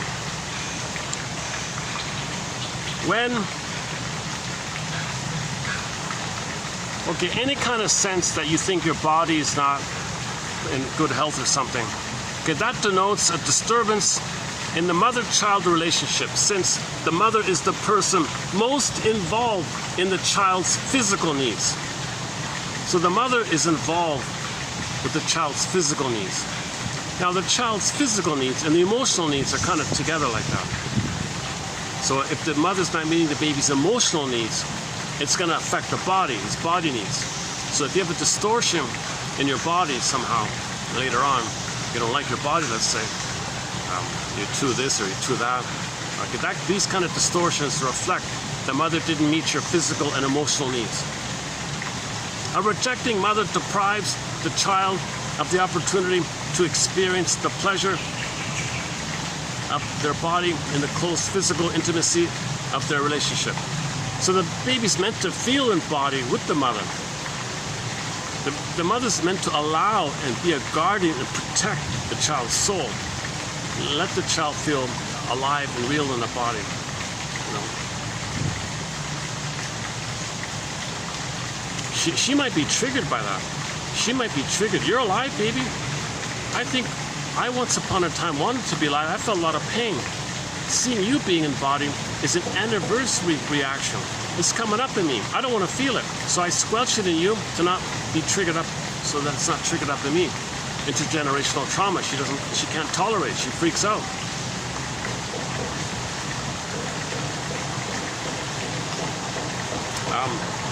A possessive mother denies the child the right to experience their body as their body by usurping their body for her pleasure and satisfaction. There's a. I hope they don't mind my talking. There's a couple just sitting right beside me here. Is it okay with you that I'm talking here? Oh, they don't even hear me.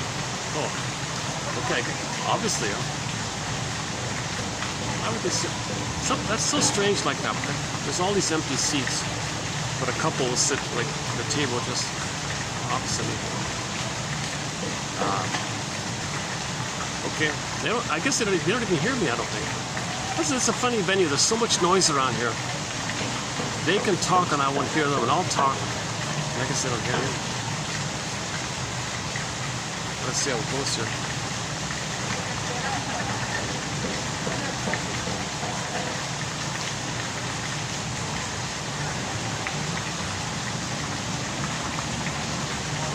I'm a little distracted here. Okay. I hope my talking doesn't bother you. I hope my talking doesn't bother you. Is it okay? My talking, you're okay? Yeah, no problem. You're waving. Yeah, what she's saying. No. Yeah, she's giving me a don't worry kind of wave. Okay, where are we here? The possessive mother denies. A possessive mother denies the child the right to experience their body as their own by usurping their body for her personal pleasure. You see, so the mother's turning to the baby to comfort her. Baby, you comfort me. Baby, you're I don't care about your feelings. I'm gonna I want to take warmth and soothing from you. You soothe me, baby. You comfort me, baby. I don't think about you. I'm going to usurp. I'm going to be greedy, oral greed, like this. Since the child's identity in early life is mainly a body identity. Interesting theory. Your identity in the beginning, they call it a body identity. Long ago, somebody called it the body ego, the body mind, like the body identity. Like your first identity is your body, like that. Since the child's identity in early life is mainly a body identity, the quality of the physical contact between mother and child will determine their feeling for their body and the nature of their responses to life. Okay, so the way the mother interacts with the body, it's going to affect the baby's feelings, it'll affect his identity. Warm, tender, and supporting arms gives the child a pleasurable feeling in their own body and reinforce their desire for further contact with the world. And so the prototype was the child felt okay, and felt comfortable relating to his mother, then he'll feel comfortable relating to others. Otherwise, the alternative is the schizoid detachment. I don't feel comfortable relating to your mother. You're too demanding and possessive. I shut down inside. I'm not comfortable with love. I'm not comfortable with warm relating. So it's all conditioned right there at the beginning. The way a mother looks at her child will have an important effect upon the responsiveness of the child's eyes. Again, the way a mother looks at her child will have an important effect. The way a mother looks at her child will have an important effect upon the responsiveness of the child's eyes. Okay. It makes a big difference whether the mother's eyes are soft and loving or hard and hateful. Okay. The baby's gonna have an emotional response to the look in mother's eyes. If there isn't that warm and loving look, the eyes of shame, if mother has hostility and hatred in her eyes, he'll be affected, he'll feel it. He'll shut down inside. So there's three parts of the secure attachment style. It's skin to skin, natural feeding, and the loving gaze.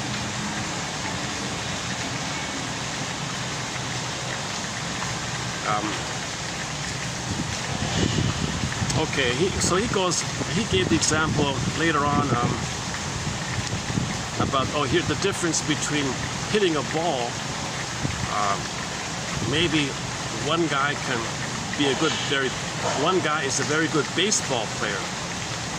A baseball player can clearly see himself hitting a ball with grace and coordination. So he can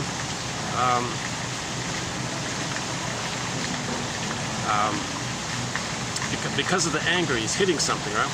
So because he's motivated, because he's got to get his anger out, hit the ball, man, I want to hit the ball. A baseball player can clearly see himself hitting a ball with grace and coordination, but he may be unable to picture himself doing a dance with equal grace.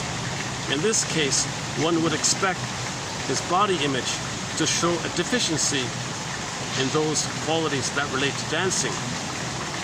This is not a question of coordination. Each of these activities has a different emotional meaning. Hitting a baseball has an aggressive connotation, while doing the tango implies sensuality. With the sexuality. Implies love. All right. I never thought of that myself. So people who can hit, people who have the good swing like that, because they got a lot of anger. They're channeling. It's a sublimation. It's called sublimation. If you feel a lot of anger, and you want to get your anger out, you might make a lot of money hitting the ball out of the park. Because the viewers have anger too, right?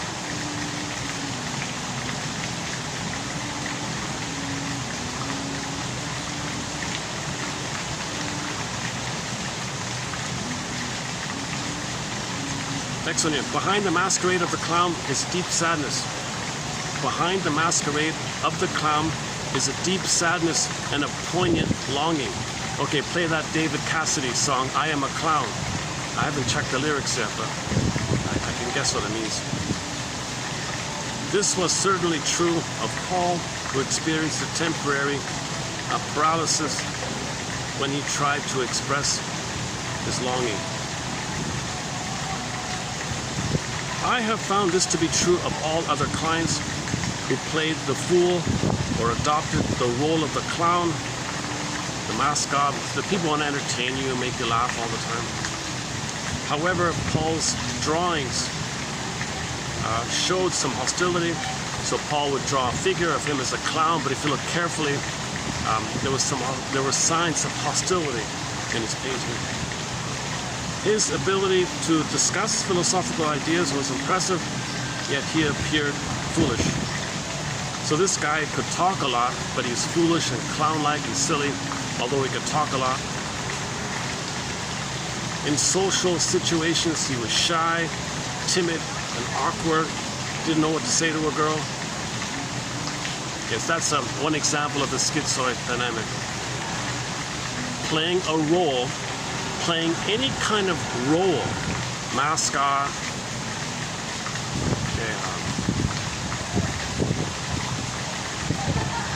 any kind of like dominator role or mascot or submissive role. And if you're playing any kind of role, that's a schizoid thing. So the clown, the mascot, the class clown or the family clown, that's a role. That's schizoid stuff. Another schizoid one is the doll one.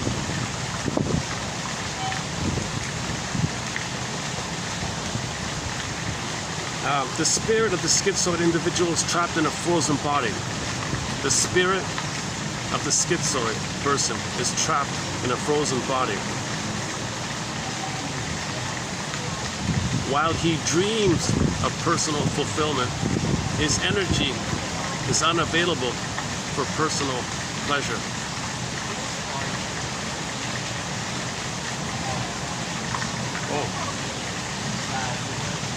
People are pouring in. All right. Oh, there's smokers too. Oh, maybe I'll leave. I don't want to smell this stuff.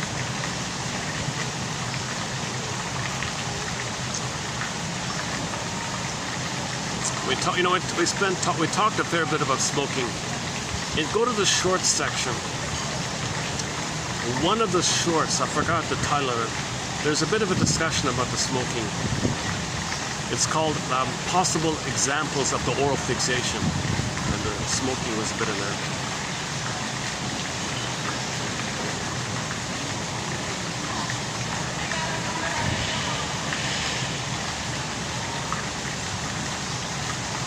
Okay. His energy is bound in chronic muscular tensions. His energy is bound in chronic muscular tensions. His spirit is locked in repressed feelings.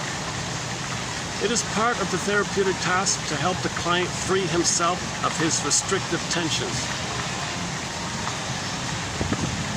Oh my goodness, people are pouring in all of a sudden. Maybe I need to find another spot. Yeah, let's find another spot here. Hold a second. I'll come back when things quiet down here. Hold a second. Anyway, let me go to the other side. Give me a minute here.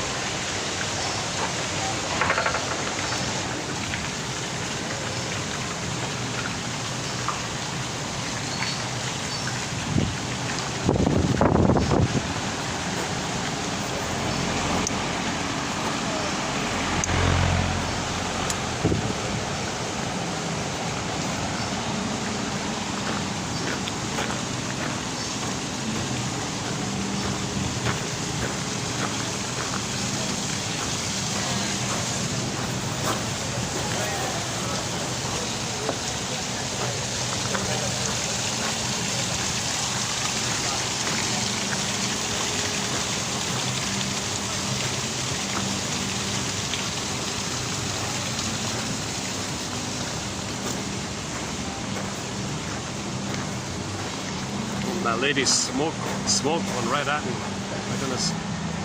Bad for me. Let's try here. Let's try here. Okay, let's try here.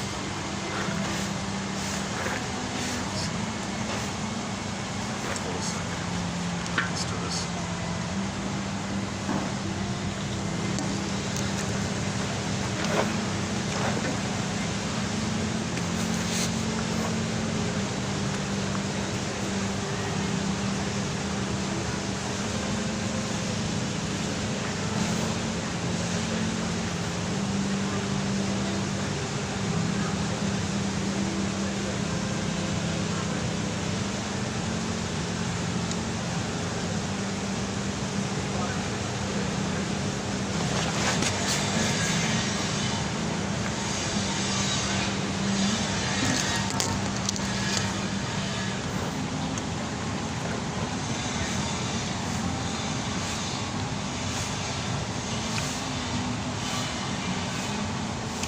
It is also part of the therapy task of the therapy to help the client uncover and grapple with his repressed feelings.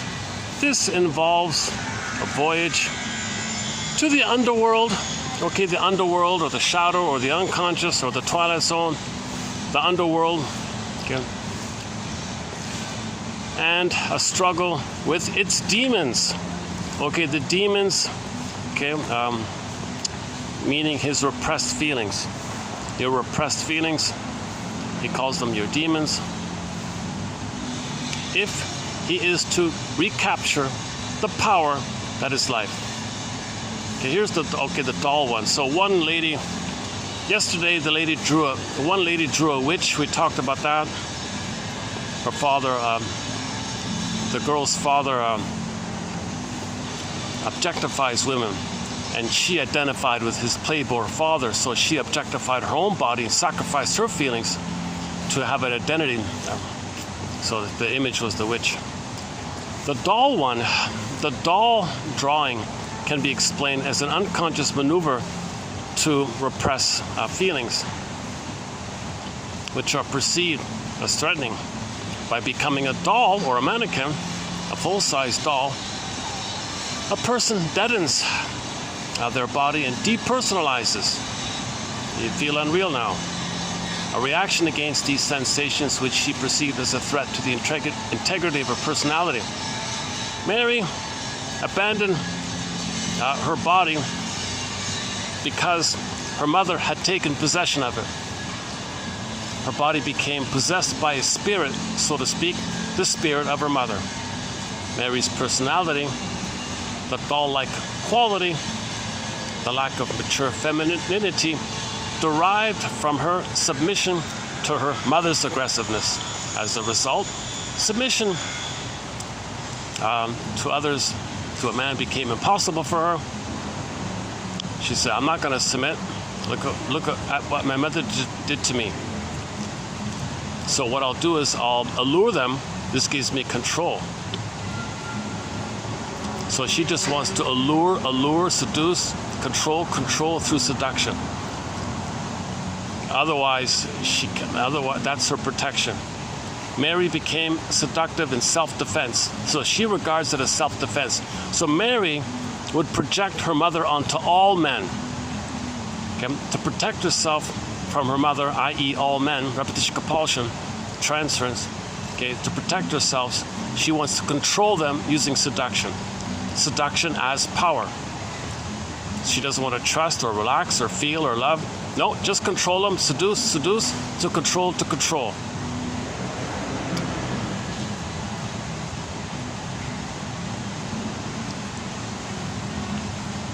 The schizoid individual is a person whose feelings are bottled up like the genie in Aladdin's lamp, but the schizoid seems to have forgotten the magical formula that could release the genie.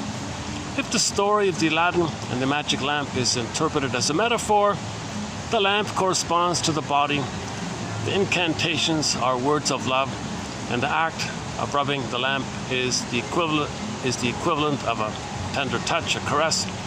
When the body is caressed, it lights up like a lamp and exudes a potent animation, an aura of aliveness. When the body is lit up, quote unquote, the eyes shine, and the sensuality can be alive like that, aliveness in the body. Actually, the schizoid has not forgotten the magic formula. He talks of love, he goes through the motions of it, but the lamp is missing, cracked or broken, nothing happens. In desperation, he turns to the perverse experiments with promiscuity, smoking, drinking, etc. None of these desperate maneuvers releases the feelings for love and sex being together. It is normally assumed that if a person becomes aware that certain activities or patterns of behavior are self-destructive, he will change his actions. Well, logically, yeah, okay, but what about repetition compulsion? Repetition compulsion, that is the need to repeat painful traumatic experiences. It can be illustrated by the example of the person who has an inner feeling of rejection, yet continually exposes himself to situations in which he is rejected. So repetition compulsion is pretty powerful, right? So if the mother rejected the child, they recreate it to get their story. How are they gonna know their story if they don't recreate it? So they gotta create it somehow. Find people who are rejected and be rejected. Coax them to reject you and be rejected. Be difficult and they'll reject you eventually. Coax, prod, entice them to reject you. You just want to manufacture it so you can get your story. Repetition compulsion. So a person might consciously be aware of it. You think they change. Well, that's not enough. the cognitive insight is not enough. Okay, you gotta do what's called the mourning, some kind of mourning process, abreaction, positive abreaction, emotional catharsis. It's got to be some kind of release related to you now being able to mourn and feel what you couldn't have felt. Then you're okay. Now you can live in the present, make choices in the present. Otherwise, you're quote-unquote jinxed, right? In the twilight zone. I'm jinxed. I feel like I'm jinxed.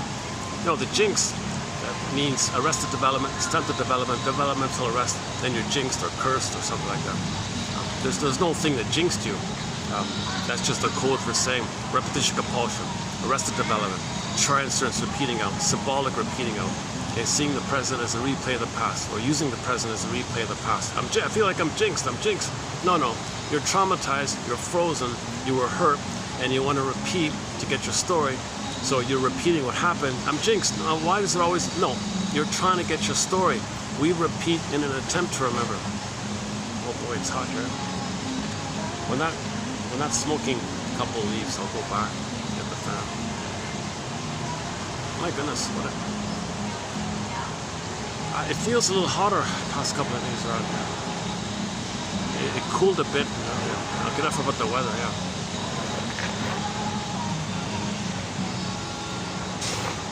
Is that it? Okay, let's let the iPhone read it out. Do you prefer the male or the female voice? Okay, so I'll just let the iPhone read it out here. If you want the printout, go to 3106, or better yet, just get the guy's book. It's called The Betrayal of the Body. Betrayal of the Body.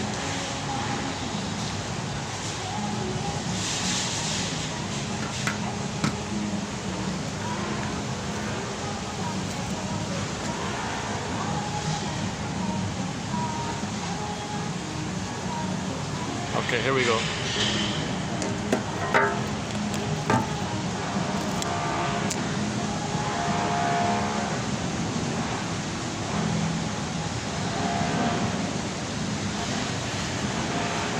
When a body image is defective, it always denotes a disturbance in the mother-child relationship, since the mother is the person most involved with the child's physical needs. A rejecting mother deprives the child of the opportunity to experience the pleasure of their body in the close physical intimacy of the mother-child relationship. A possessive mother denies the child the right to experience their body as their own by usurping their body for her personal pleasure and satisfaction.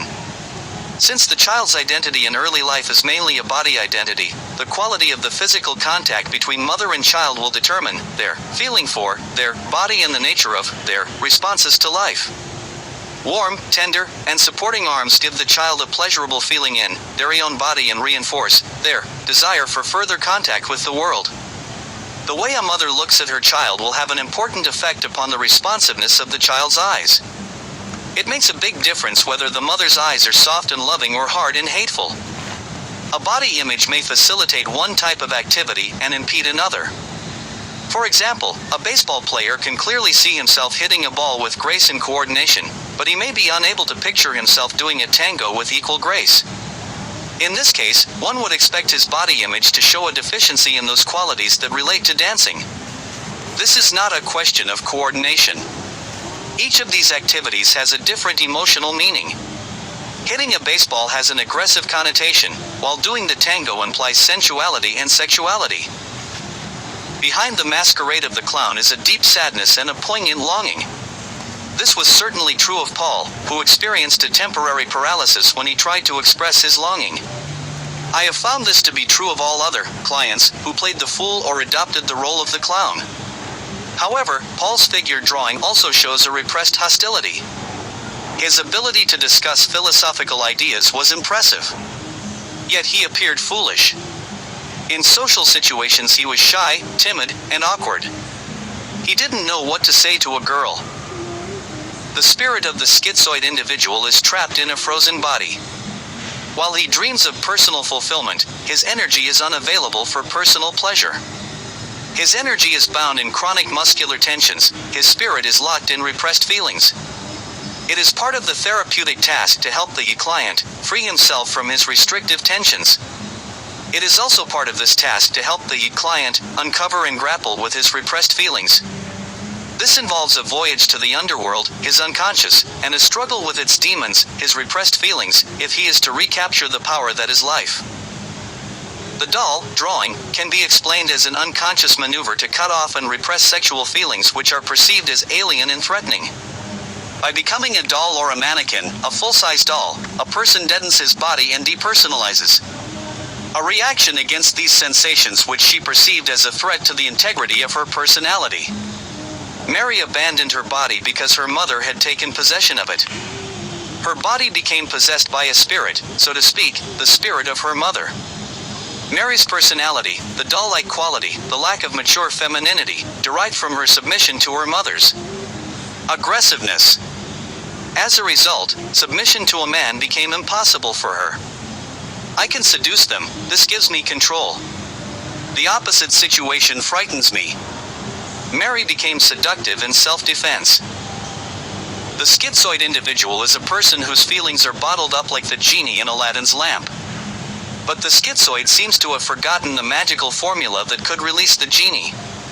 If the story of Aladdin and the magic lamp is interpreted as a metaphor, the lamp corresponds to the body, the incantations are words of love, and the act of rubbing the lamp is the equivalent of a caress. When the body is caressed, it lights up like a lamp and exudes a potent emanation, the aura of sexual excitation. When the body is lit up, the eyes shine and the genie of sex can effect his magical transformations. Actually, the schizoid has not forgotten the magical formula, he talks of love and engages in sex, but the lamp is missing, cracked, or broken, and nothing happens.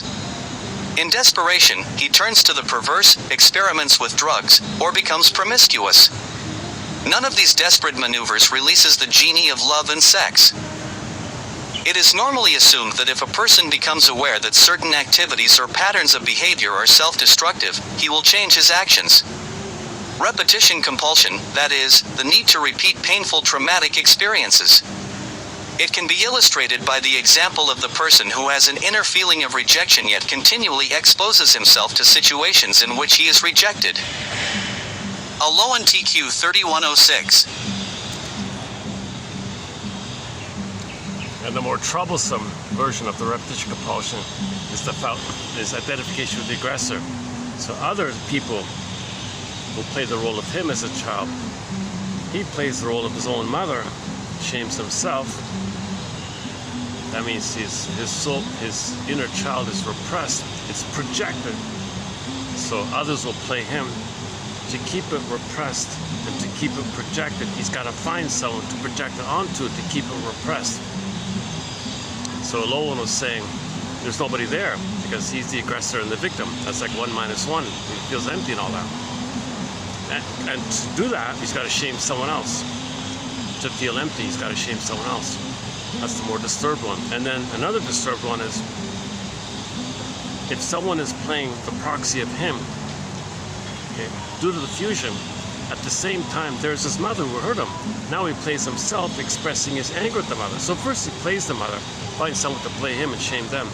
And then at the same time, hocus pocus, okay, the one he shames, he sees simultaneously there's his mother. Now he plays himself on his self side and discharges his hate and hostility towards the other person he just shamed. Now once again, hate and hostility is an SOS for love.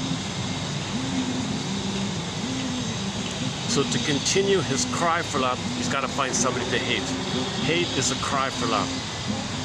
So it's disturbed, it's perverse. That's what they mean by perversion. To hurt someone, well, that's my cry for love, man.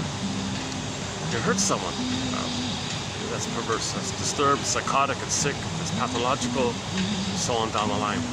But if you trace it all back, shall I compare thee to an onion? Everything's love or a cry for love. So if it's not love, if it's not expressing his authentic self, his embodiment, he's not in his body, he's not making sense. Not making sense, that's a cry for love, ultimately. Anger is not making sense. You're not making sense with anger. You got to interpret anger as a cry for love, SOS for love. So he finds somebody to shame, so he can think there's his mother. Now he expresses anger at his mother. So the other's the mother. So in other words, prejudice is a cry for love from your mother. Prejudice is a cry for love from your mother back in the nursery. Prejudice is a code for a communication that you want mother's love back in the nursery. It doesn't make sense because the present isn't the past. And nobody the present is your mother in the past. Doesn't have to. So once again, when you're not in your body, you're not making sense. With prejudice, you're not making sense. Literally, you're not making sense with prejudice. Okay, all one family, human family, earth family, the whole story about that. So I won't do it this time around. Okay, now let's continue in preview mode here. So that was 6, so let's go to 7. Let's check the time. Okay, let's check the time, the battery and the time. Battery's holding up, 4 o'clock, okay, we're okay. It's funny about Mondays, huh? Mondays can be nice and peaceful.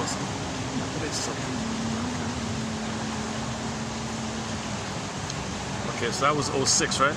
Let's pull up 07. So we're sort of going to continue here. A common example. Oh yeah, okay, now I'm not a doctor here, but Lowen is a doctor, so I'm just quoting from Lowen here. But I myself am not a doctor. Disclaimer times 1,000. A common example of the self-destructive tendency is the addiction to tranquilizing and sedative pills. One of my clients had been warned by her physician that these pills were detrimental to her health. She remarked, quote, "I know I die a little every time I take the pills."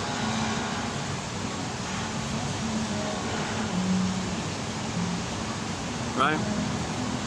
You're betraying yourself. That's a sacrifice to the image.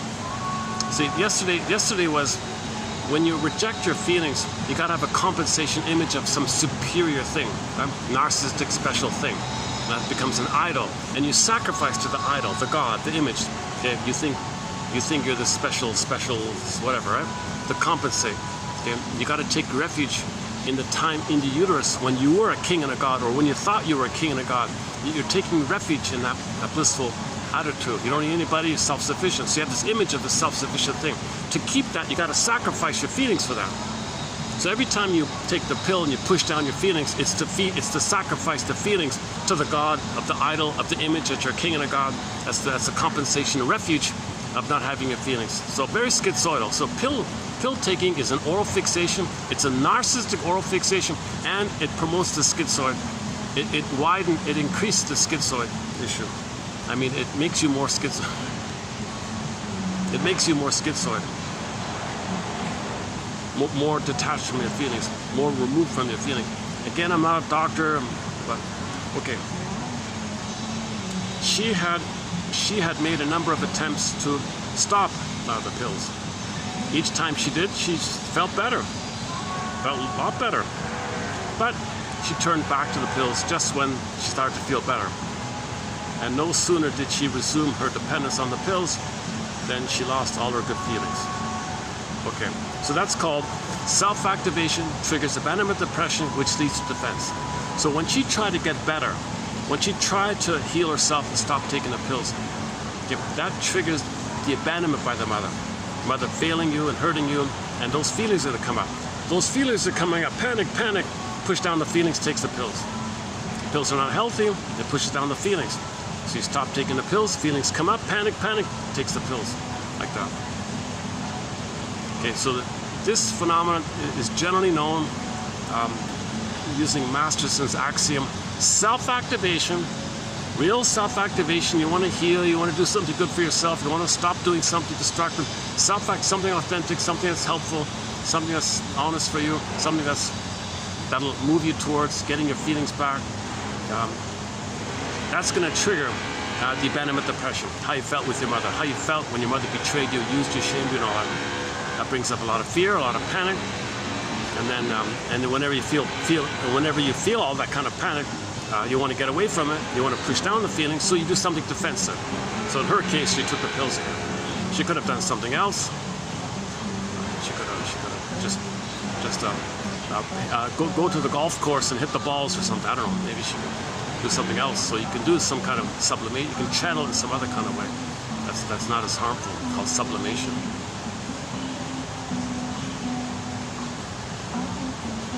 Some people like sports because it's sort of a surrogate ego, rules, and this like this. You do this. There's a rule. Then you're 3 strikes, you're out, and you know, there's an umpire, scorecard. There's a whole like a mind, like the whole rules of the game. It's like a mind like that. So it gets all the answers. It thinks. It's like a thinking mind like that. So people are drawn to surrogate egos, right?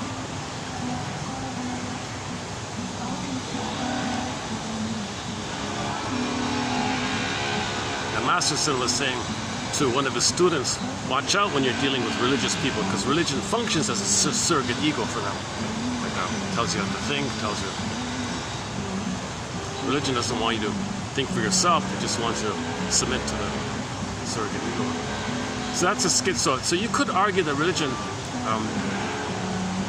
in the context of when religion is being used to pillage and plunder, we're not talking about the victims of pillage. We're not talking about victims of the plundering system, the pillaging system. We're not talking about that. We're talking about the aggressors. To maintain the split of feelings. Religion will do that. Religion will keep you in the split mode. Religion is not about healing. Religion engages in either-or thinking to maintain the paranoid schizoid position. Psychic splitting, either-or thinking, my greedy, your greedy thinking. Okay. So imagine a good breast in the sky, get a good feeling, and don't bridge the image of your mother as frustrating and satisfying originally. The baby couldn't handle, the source point is the baby couldn't handle the mother being satisfying sometimes and frustrating at other times. Baby can't put it together. That's the same mother. I can't figure this out here. The baby needs paradise. It is heaven for him. He can't understand anything else. The mother's not around. She's rejecting him. Okay, what the baby does is, that's not my mother. It's a separate entity. Psychic splitting creates 2 mothers. The bad one, good breast, bad breast. And the bad breast becomes the monster, and the good breast becomes the goddess. So now you're sort of, religion wants you to maintain this either-or thinking, because the premise of it is the trauma there. So they don't want you to heal the splits. They don't want you to see the third side of the coin.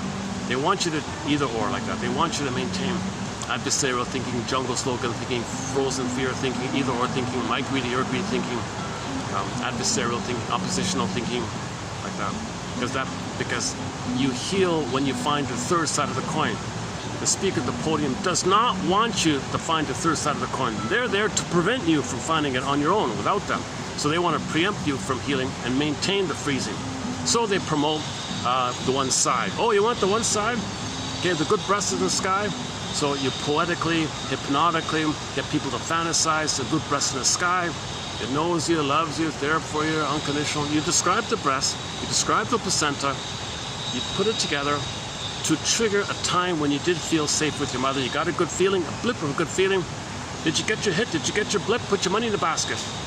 So they don't, and the stories maintain either or. If you promote one and think, then you're not talking about the other, that's sort of psychic splitting like that. Or you have stories about either or like that. No, hate and evil and hate and hostility is a cry for the love that was missing. They don't want to tell you that. They're not going to read Karen Horney to you. They're not going to read Ian Suddy's 1920-something book called The Origins of Love and Hate. They're not going to do that. They're there to prevent you from doing that. They're there to distract you from these kind of things. So they don't want you to heal like that. So that maintains the detachment of your feelings when you're traumatized. Because when you're traumatized, your feelings go into the underworld. Those tormented souls like that. So now you're detached from your feelings. So you're quote unquote cold or something. And then if you don't feel, then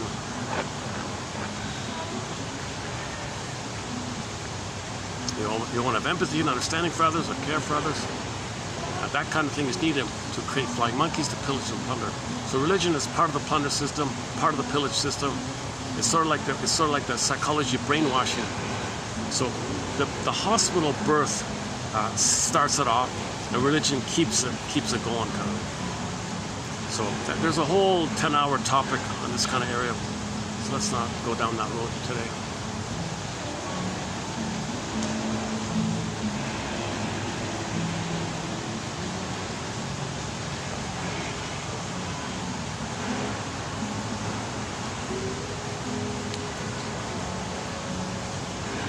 I see. If the couple were smokers, they feel stress amongst themselves and they're already smoking together.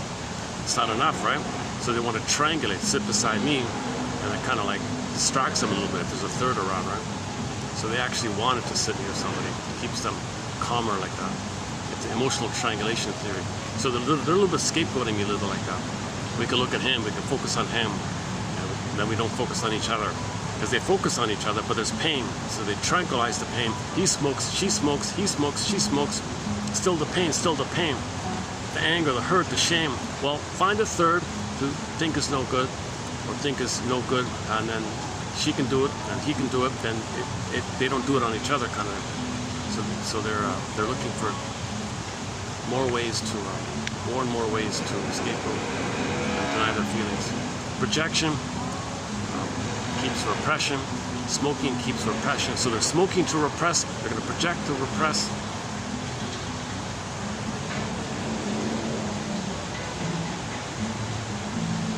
Well, now we know why they sat beside me. I think most likely because the waitress knows me. She wouldn't like voluntarily put them there. If anything, she would maybe discourage them from sitting. They wanted to sit there. Friendly staff here, really nice staff here. Really experienced kind of people. Man, oh man, this staff, they have really a lot of experience dealing with groups and conferences and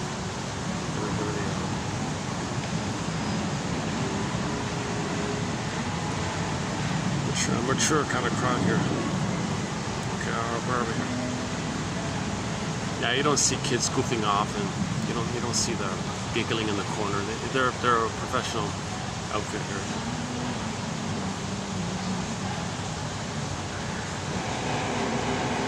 Or if they do need to go off, they'll do it off-site. They won't do it on-site, right?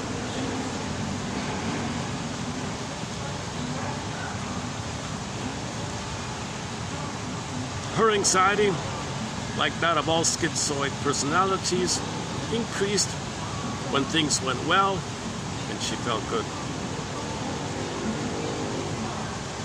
Yeah, so when you're healing, when you're getting better, you're betraying your mother. Because when you were meant to feel good, your mother shamed you and rejected you. So when you start to feel better, click, that triggers the past, the abandonment depression. Self-activation, getting better, okay, triggers the abandonment depression, and then you lead to some defense. So that's why people have a hard time quitting smoking, let's say. If they stop, they feel better, feel better, feel better. I tried to feel better with my mother, and she hurt me. Those memories are coming up to me. Those memories are coming up to me.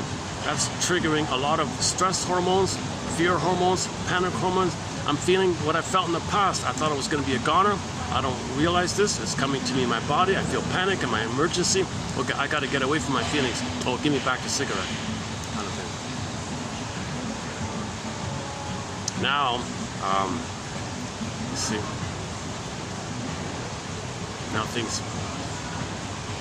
Now maybe they lose. Now they're discouraged or something. Right? If they're not conscious, they might think, geez, I'm not going to try to heal. The pain increases.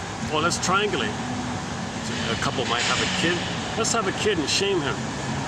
We'll scapegoat the kid. And if the kid will play us, we'll shame them. So he shames the kid. The wife shames the kid. The father shames the kid. They don't shame each other. Then she hates the kid. He hates the kid. They don't hate each other. Triangulation, scapegoating. So some children play the role of scapegoat. If that child in the role plays scapegoat, okay, he's going to have a schizoid dilemma in his life. If he goes to life in a kind of self-sacrificing, use me, I'm going to help you, I'm going to serve you or something, he's playing a role. Like the mascot plays a role. Okay, like the scapegoated kid plays a role. Okay, like the star kid or the hero kid. Because sometimes the parents often the parents will support the quote-unquote success for the first child. Give them the funds, give them the schooling, give them the tutors, give them the money, give them all the things. Okay, and then give him all the support so he could be a star. If he's a star and he's seen, the parents can use vicariously think they're seen. Fusion, narcissistic extension, narcissistic supply, identify with the kid is seen, the parents feel seen. So that first kid is the quote-unquote the hero of the family. So that's a role. If he's playing the role, any kind of role, it's not from your choice, it's you're playing a role, that's schizoid. You're not going to heal when you play a role. If you're wearing a persona, a mask, you're out of touch, you're detached from your feelings, that's the schizoid issue. Detachment from your feelings is the schizoid thing. And you don't want to, and the more and more of the schizoid there is, the more harm there is, the more anger there is, or the more covert passive aggressiveness there is, the more overt aggressiveness there is. We got to get back, like Kirsten Wilson said in the speech earlier, we got to get back our feelings. No one says, well, the feelings are in your body, so get back in your body. Get back in your body. Notice the tension in your neck and your shoulders, and just check in with yourself. Check in with yourself. Hold on a second.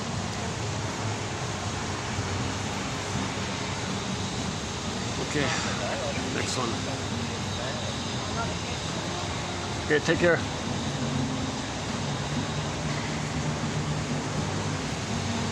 Oh, no hard feelings. They waved at me. Gave me a friendly little wave.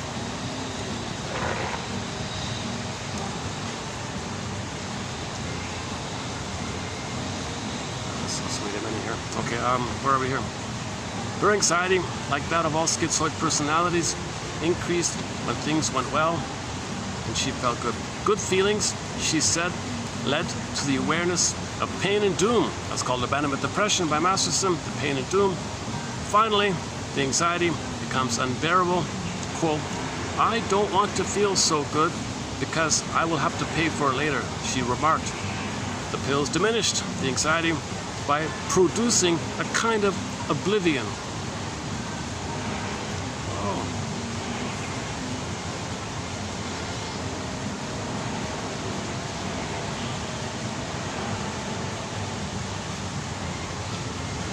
They got one of these new, they got a new, nice new electric bike. Looks pretty good.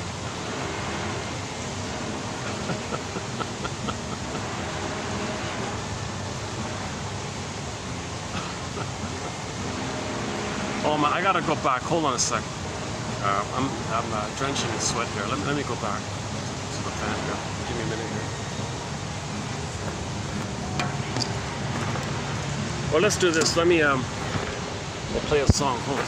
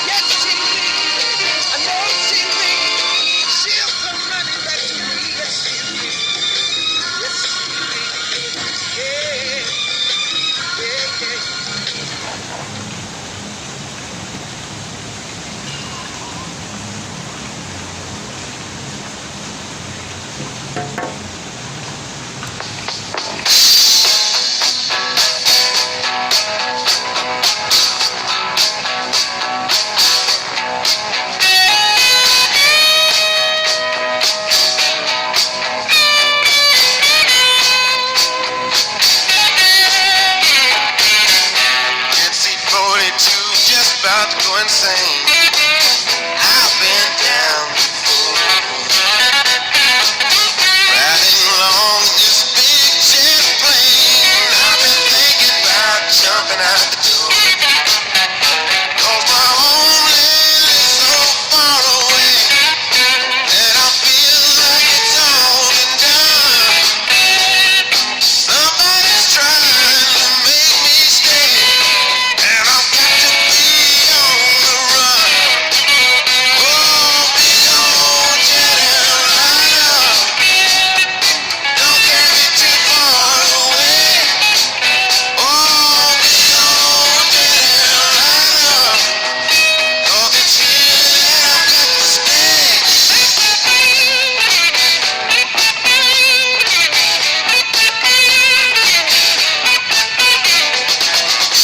I've been sitting by the fireside,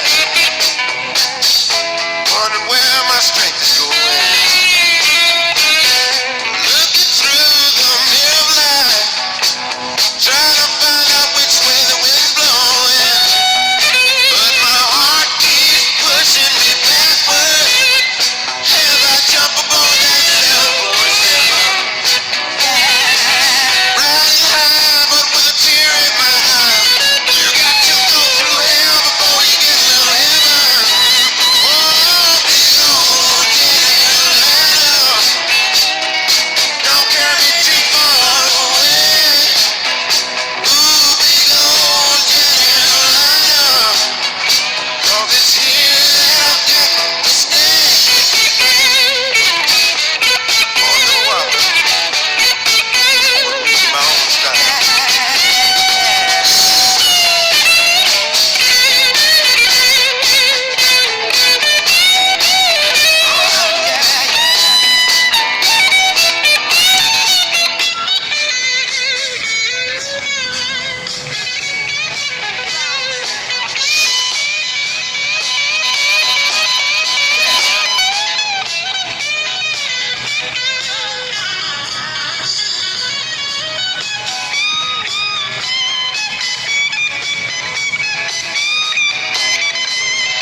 Big old jet airliner, don't carry me too far away.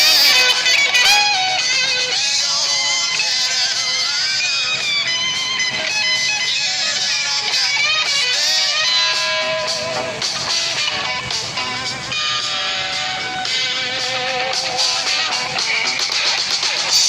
Touching down in Windmills, feel the heat coming down.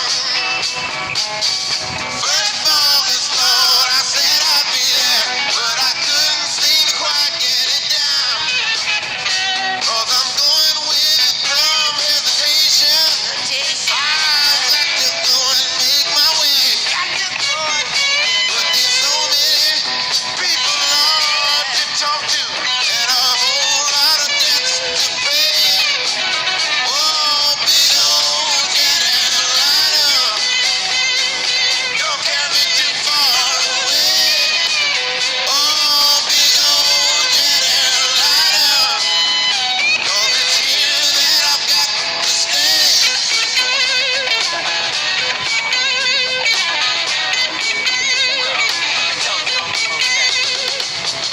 Goodbye to old friends at home. Goodbye to Willie, friend and trusty. I've got to go out and make my way. I might get rich, I might get busted, but I'm gone, Lord, so many things to clean up.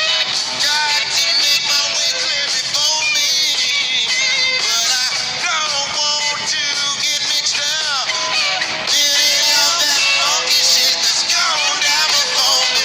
Ooh, big old jet airliner, don't carry me too far away.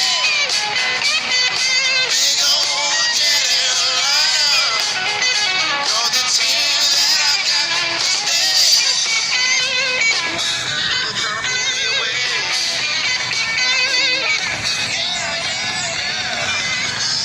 Paul Penna. Okay, let's continue here. Okay. So self-activation triggers abandonment depression, which leads to defense. Defense, something you do to bury the feelings, suppress the feelings, deny the feelings, get away from the pain is a defense. Defense against anxiety, defense against pain, defense against the memory of mother hurting you, defense against how you felt when mother hurt you. You don't want to feel that, defense against it. So you might tense up. That's a defense. Build more musculature armor. But Sarno says then you get to distract yourself from the pain if you focus on the pain of the musculature. So if you got a stiff whatever, that distracts you from the emotional pain. Now you have a defense. Focus on the symptom, the pain of the symptom. Put your attention on the symptom. That distracts you from the emotional issue. That's defense. Distraction is a defense. So create a psychosomatic symptom. That functions as defense. Plus, the symptom conceals and represses the pain. The pain, by the way, reveals the cry, but you don't interpret that. You don't pay attention to that part. Just say, oh, well, how do I get rid of the pain? So, by the way, psychosomatic symptoms reveal and conceal the original cry and anger to the mother. Baby was crying, SOS, anger, block, detoured in, rebounded on the body, goes to a symptom, symptoms overloaded, overflooded with the pain and the anger. The symptom, the organ gets a pain, some organ system or some organ develops a pain like that. So the pain is the cry. The anger and the cry turns to pain. The pain is a continuation of the cry and the anger towards the mother. It's just concealed because it's within. So originally it was open, baby to the mother, mother's not around, anger goes in. Now you're angry at your own body, you're angry at your own, it's got to go somewhere. Either it's just doing that, it's going inward, or you think your body's your mother and you're attacking your own body, thinking you're attacking the mother, but no, you're attacking your body. But psychologically, you might think, well, I'm my anger at my mother, so I'll transfer my mother onto my body, and I'll attack my body thinking I'm attacking the mother. No, you're going to get a symptom. You're going to get a psychosomatic symptom. Anyways, to not enter into this debate,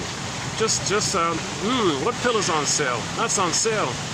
And just focus on symptom relief, and then that's a distraction, defense. Wait a minute, I don't like this.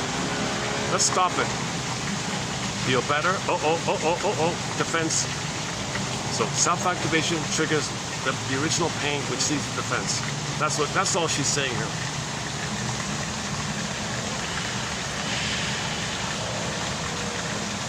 I treated an alcoholic woman whose response to the therapy session was positive.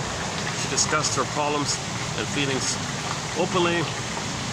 At the end of each session, she remarked how much better she felt. Yet when she returned home, she couldn't resist the temptation to start drinking.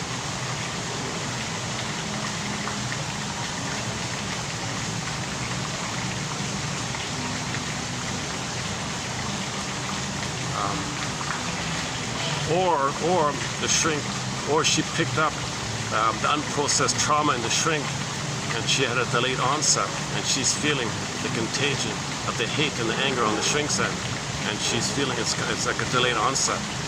So we don't know exactly what this is here. Such anxiety, but if that's not the case,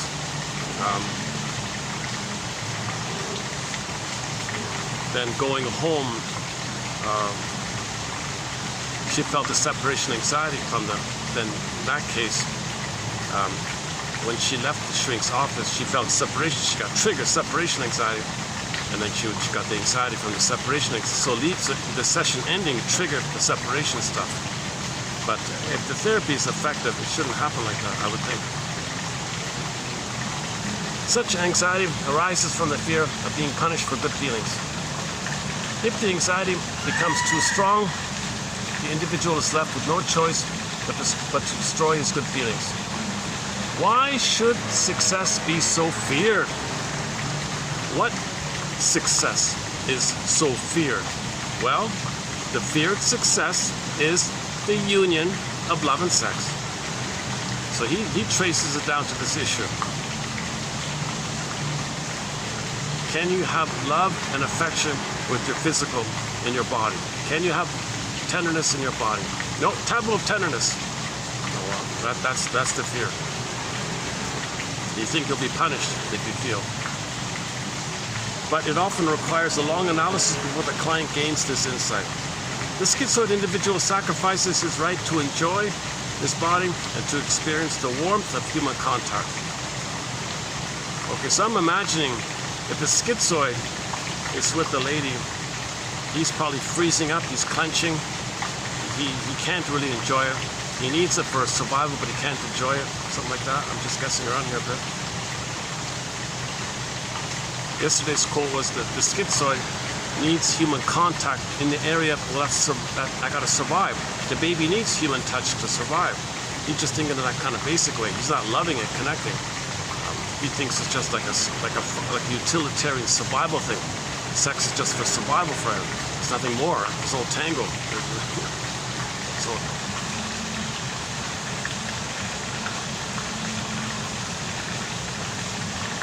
the schizoid individual sacrifices his right to enjoy his body and to enjoy the warmth of human contact. Thus, he feels banished from human society by his inability to share the pleasure in this area. Divorced from feeling, the sexual act doesn't evoke feelings, i.e. the taboo on tenderness, because the body functions mechanically. Oh my God. Okay, so the schizoid is doing things mechanically, no feelings or something. Not even checking, maybe he's not even checking in with the girl. How do you like this or how you, whatever. Pleasure, however, demands the loosening of restraints, the lifting of repression, and the acceptance of tender longings and desires. Hang on a second. Why does my phone do this? Hold on a second. Something's lighting up on my phone. I don't get this. Hold on a second. Let me reset this or something. Let me reset my phone or something. Hold on a second. I've got this budget. I haven't figured out how to use this thing. It was a bargain basement kind of thing. We're doing 07, right? 3107. Still there? All of a sudden there's a like a record. I don't know what's going. There's like a red light that's flashing on. It just popped on. So all of a sudden, this red light just popped on. I don't know why it's doing. It wasn't on, but it just turned on all of a sudden. Did I say something? Did some computer program freak out? What did I say here? Let's backtrack here. What might it be? Where are we here? Fear, Thus, he feels banished from human society by his inability to share pleasure in this area. Divorce from feeling, the sexual act does not evoke feelings, i.e. the taboo on tenderness by Ian Seti, because the body functions mechanically. Pleasure, however, demands the loosening of restraints, the lifting of repression, and the acceptance of tender longings and desires. That's when the red light came on. I didn't say anything.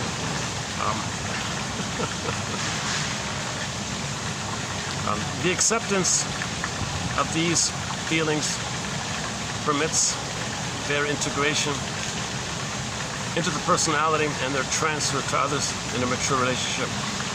The doom that hovers over the schizoid individual is the threat of being abandoned. To avoid this doom, he repressed his feelings and abandoned his body. Now, as an adult, he finds that the normal avenue to human relationships is blocked because of repression. Thus, his defense isolates him, alienates him from human society, and sentences him to the very doom he feared. The schizoid dilemma is that he cannot go forward to a satisfactory relationship because of fear, and he cannot stay as he is because of loneliness and isolation. The schizoid individual struggles with the feeling that doom is inevitable no matter which way he turns, double-blind. In view of this feeling, his only recourse is to learn to live with it. The self-destructive behavior of the schizoid individual has a survival value in his unconscious. And the schizoid pattern is a survival technique, anachronistic in his present situation, but valid in terms of his infantile experiences. It's a type of defense that is occasionally seen in the animal kingdom, playing possum. I had a client who literally acted this out in the course of a session. He was lying on the couch in a relaxed position when I noticed his eyes were rolling up, his breathing diminished. He lay there motionless, and when I pointed out to him the meaning of his bodily expression, he told me he used to adopt this pose or attitude when he was a small boy and was threatened by his parents. They became frightened when they saw his playing dead look, and their behavior changed from threats to solitude. It's unfortunate that manifestations of the schizoid problem often pass as personal idiosyncrasies, lack of interest, or willful resistance. Okay, so if the child is playing possum with the parents, and the parents say, "You're willfully resisting," you can't express your resistance like that. That's kind of sad, right? He's afraid, he's so afraid.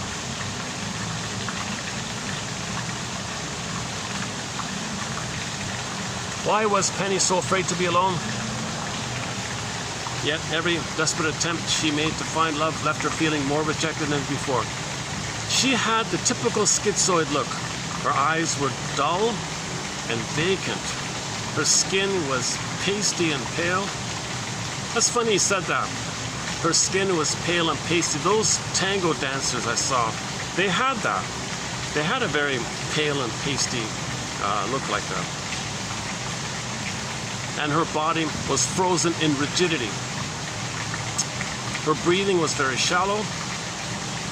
When she tried to breathe deeply, she panicked. For a minute, she couldn't catch her breath, and she began to cry. She realized how frightened she was and how much she was out of contact with her body. I pointed out that the way for her to get out of her misery was through an acceptance of and identification with her body. This made sense to her because she realized her promiscuous sexual activities were desperate attempts to gain some contact with her body.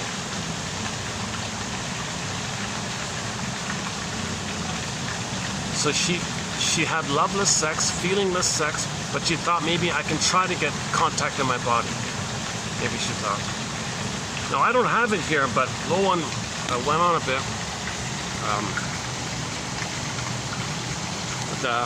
Okay, so if the parent is boundary violation on the kid like this, the kid can't reply. Psychological incest. So any kind of emotional connecting triggers a psychological incest. So that's a taboo like that. So any kind of effort to have human contact triggers the immense violation by the mother or father, usually it's the mother. Right.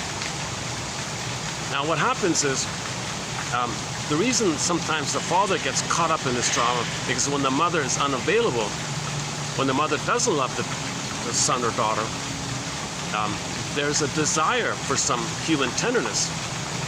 When the child gets a little older, the theory is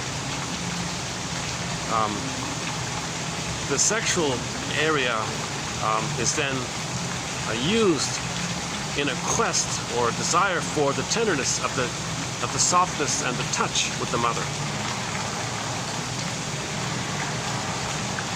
So sex without love is there because the person wasn't held tenderly, softly, in a caressing way, in a smooth way, in a loving way with the mother. Now, if there is this kind of phenomena where the mother fails the kid and the kid turns to the other parent, the parent, of course, can't do anything, right? That's impossible. So it stopped, right? So then it's frozen there.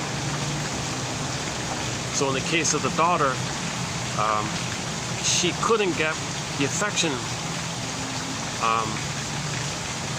that she knew with her mother through the father, so she's frozen there at the father place. So she goes to men where it failed with the father, so it goes to other men, thinking, well, since the father failed, the father can't, well, maybe other men can, but other men cannot be what the mother should have done. So she's promiscuous, obviously, like that. Right? So same thing. It could be the boy or girl, right? So if it's the boy, if the mother was boundary violation by the mother,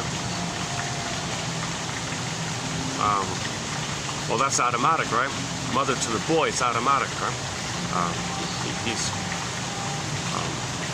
no woman. He'll be promiscuous with women, looking for the tenderness needed with the mother, but he'll reject it because of it, because it was inappropriate like that.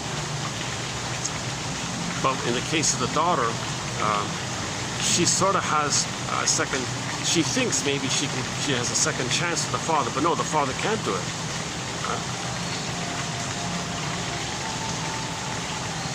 So the source point is there's some kind of psychological, emotional, quote unquote psychological incest like that. So there was no proper touch, there was no proper tenderness. That's what the person wanted. So the promiscuity is a cry for that love. So promiscuity would be a cry for love, according to this theory.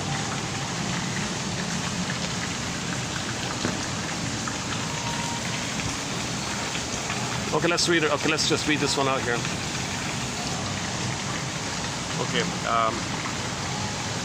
Okay, 3107.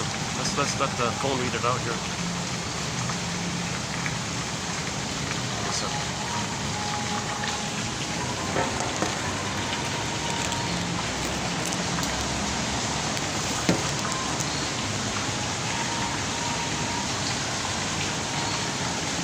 Contact with her body. Oh, hang on.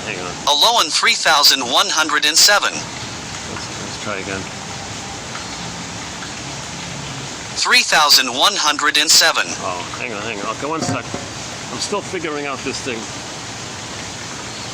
It seems you have to reset it if you're gonna get it to the beginning. All right, this should work here. Should we change the female voice? Hang on, let's change up the voice here. Let's switch it over to the female one.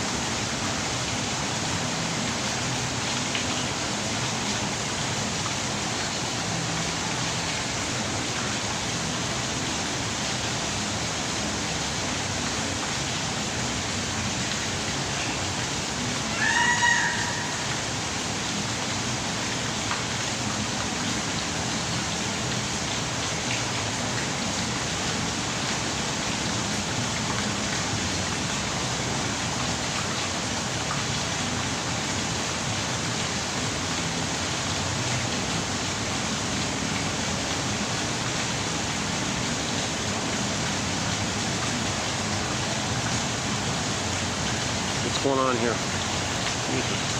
What the hell?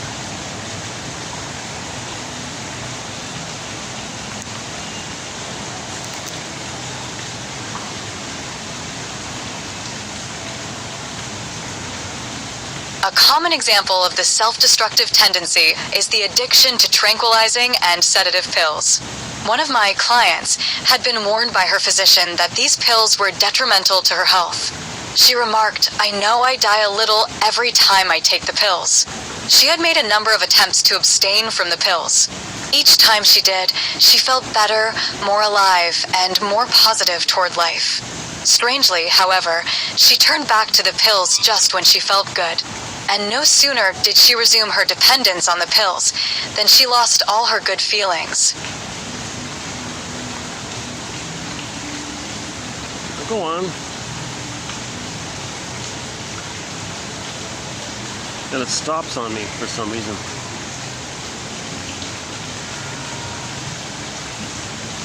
Oh, here we go again.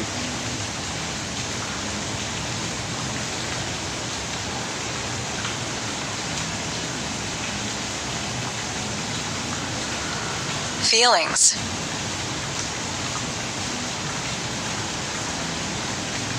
A common example of the self-destructive tendency is the addiction to tranquilizing and sedative pills.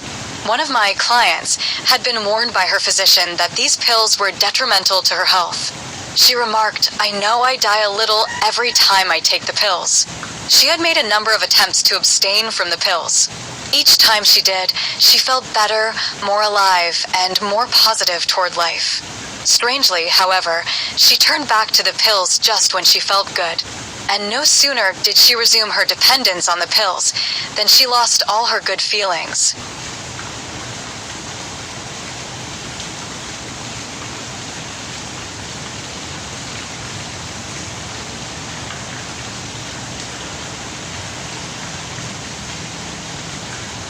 The self-destructive behavior of the schizoid individual has a survival value in his unconscious. It is a survival technique, anachronistic in his present situation, but valid in terms of his infantile experiences.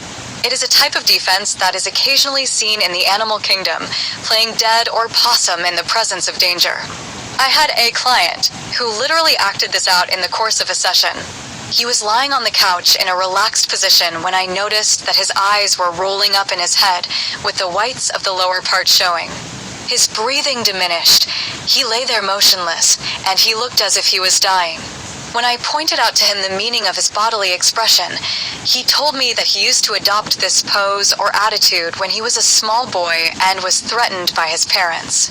They became frightened when they saw his death look, and their behavior changed from threats to solicitude. It is unfortunate that manifestations of the schizoid problem often pass as personal idiosyncrasies, lack of interest, or willful resistance. Why was Penny so afraid to be alone?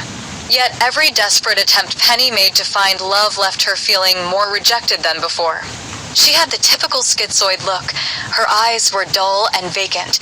Her skin was pale and pasty, and her body was frozen in rigidity. Her breathing was very shallow. When she tried to breathe deeply, she panicked. For a minute, she couldn't catch her breath. Then she began to cry. She realized how frightened she was and how much she was out of contact with her body. I pointed out that the way for her to get out of her misery was through an acceptance of and an identification with her body. This made sense to Penny because she realized her promiscuous sexual activities were desperate attempts to gain some contact with her body. Alohan 3107.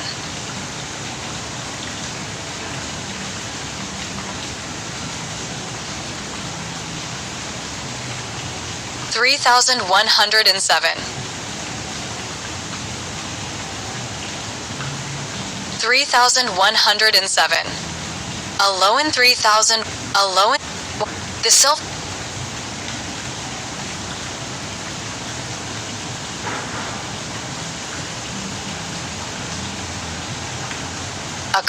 A common example of the self-destructive tendency is the addiction to tranquilizing and sedative pills. One of my clients had been warned by her physician that these pills were detrimental to her health. She remarked, "I know I die a little every time I take the pills." She had made a number of attempts to abstain from the pills. Each time she did, she felt better, more alive, and more positive toward life. Strangely, however, she turned back to the pills just when she felt good.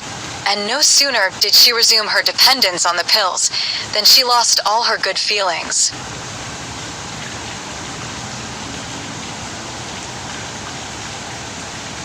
The self-destructive behavior of the schizoid individual has a survival value in his unconscious. It is the self-destructive behavior of the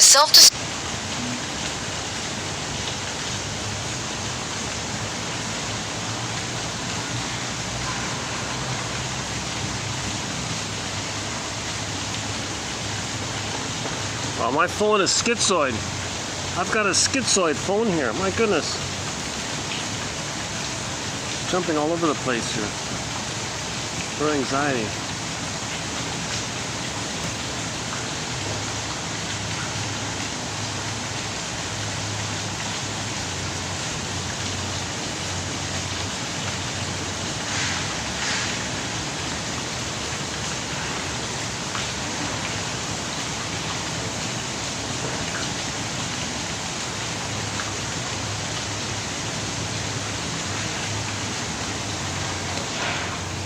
Man, oh man, it's schizoid.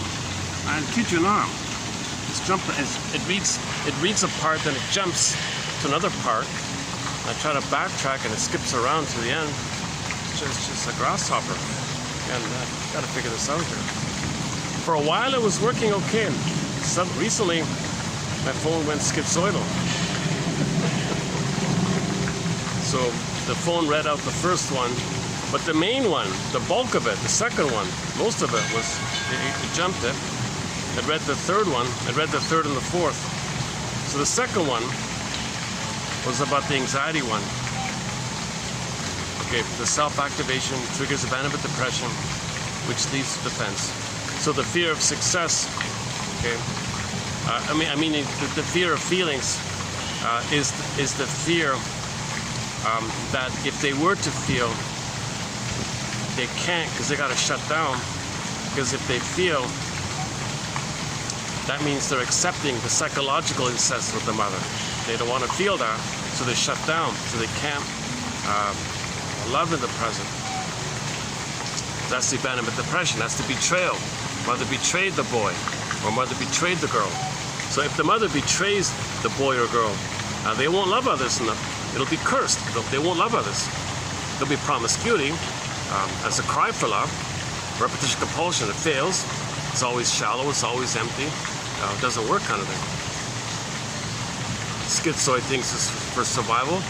The Don Juan thinks repetition compulsion expresses anger. That kind of thing.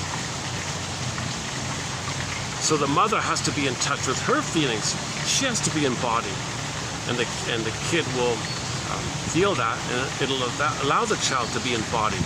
So you want the mother to be embodied, so the child can stay embodied.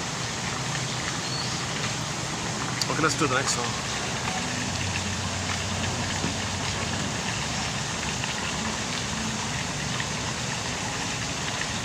Okay, 6, 7, 8, right? All right.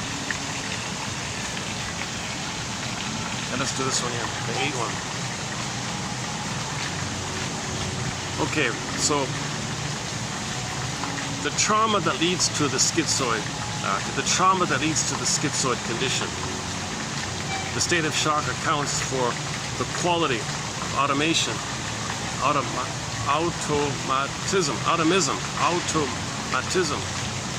often seen in the schizoid's body movements.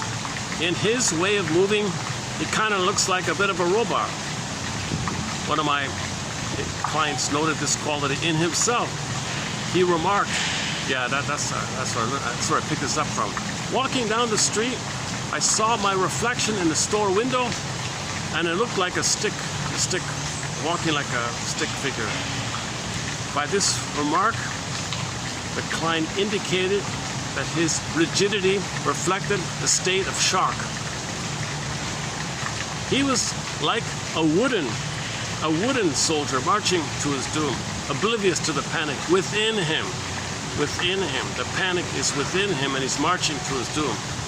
The physical rigidity of the schizoid body is an attempt to counter the shock and maintain some degree of integration and function.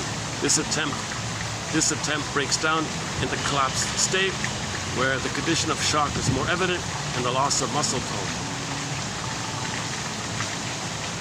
Okay, so in some people, the musculature, quote unquote, collapses. In some, it's revved up. The problem's still the same. It's still a schizoid thing. In both cases, however, the shock is not so severe as to paralyze vital functions, but is limited to the surface of the body. Okay, so the surface of the body, the musculature will be revved up or shut down, kind of thing. Sympathetic or parasympathetic. So it doesn't go to the vital organs. And it is not an acute state of shock, but a chronic condition. Schizoid shock represents an infantile response to an infantile experience and a fixation at this stage of development. Regardless of his age, the schizoid is both a mute infant and a wise old man who knows the experience of struggling and suffering. Woodman reported about a guy who drew his dream. He said he had a dream of him as a little boy, but the boy looked like an old man. Okay? So imagine drawing like a baby, like a little child, but you see he's a little child, at the same time he looks like an old man, but he's a little child. So you got the fusion there like that, huh? The suffering, infantile suffering. So he suffered a lot. He's an old suffered. He suffered a lifetime of suffering, but he's only 6 years old, whatever, 5 years old, whatever. The schizoid lives in limbo between reality and illusion, infancy and maturity. Yeah, I like the painting, right? He's in between infancy and the wise old man, right? Not a wise old man, just a withered old man. Wise by all the suffering or something. He rejects his past, but feels unsure of his future. He has no present, no ground under his feet, feeling dangers within and fearing dangers without. He is immobilized in fright or mobilized for flight. No, he's immobilized in fright. He's frozen in fear and mobilized to flee. What? Feeling dangers within and fearing dangers without. He is immobilized in fright or mobilized in flight. So he's always in fleeing or he's frozen in fear, scared stiff. In both conditions, he is never far from a feeling of panic. Broadly speaking, the functions of the upper half of the body have a higher social value than those of the lower half. Man's effort to rise above the animal is clearly shown in the function of eating. If a person eats greedily, he's said to be a pig. Yet if he accumulates money in the same way, he gains prestige.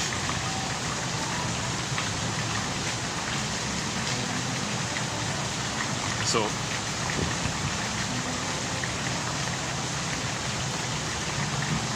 but below the diaphragm, he said, that's where the dancing and the grace and the love and sex and the movement and the joy and the bounce and the buoyancy and the pleasure and the embodiment and the spring in your walk and the joy in your walk and the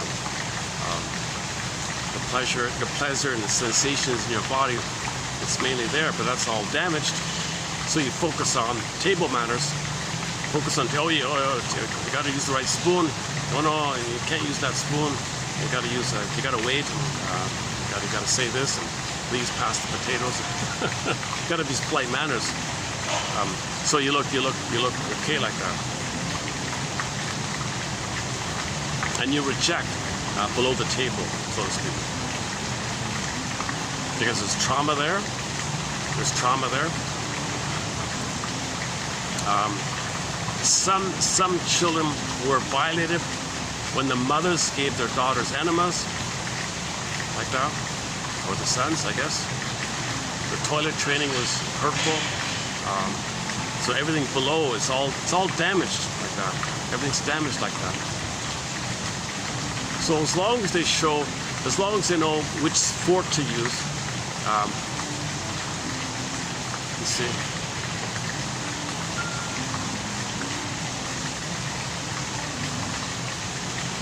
So we say it's good manners, right?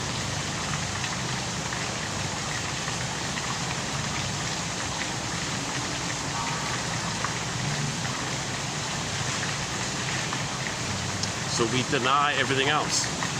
Every other thing that he does, greed, aggression, or whatever, we ignore that or something. Oh, as long as he's got good table manners, that's it. Yeah, but what about his greed? What about his cruelty with his plundering the planet for a quick buck? Well, that's okay. I will give him an award. We'll give him an award of the plunder of the pillage system or something. We'll give him an award. Yeah, but don't you think that's angry and violent and cruel and hurts people? But does he know which fork to use? He says there's a schizoid split where we're angry and we're hurt below the diaphragm. Because the mother did the training, the washroom training, and including the enema thing. Huge violation. Huge violation. Children should not be given that. That point comes, he referenced a book by Margaret Ribble, 1940-something book called The Rights of the Infant. The Rights of the Infant. I only read the first page this morning. Looks promising, looks very good. The Rights of the Infant. He quoted from that book. And we have one here. Let's jump to it here. Where is it? Margaret Ribble. For 6 weeks, the child was breastfed and then abruptly weaned because the mother became tense over her increasing responsibilities. She lost her milk, quote unquote, and the baby was not gaining weight. She resisted the baby resisted bottle feeding. In the mother's words, she lost all appetite, though she began to cry incessantly as if hungry.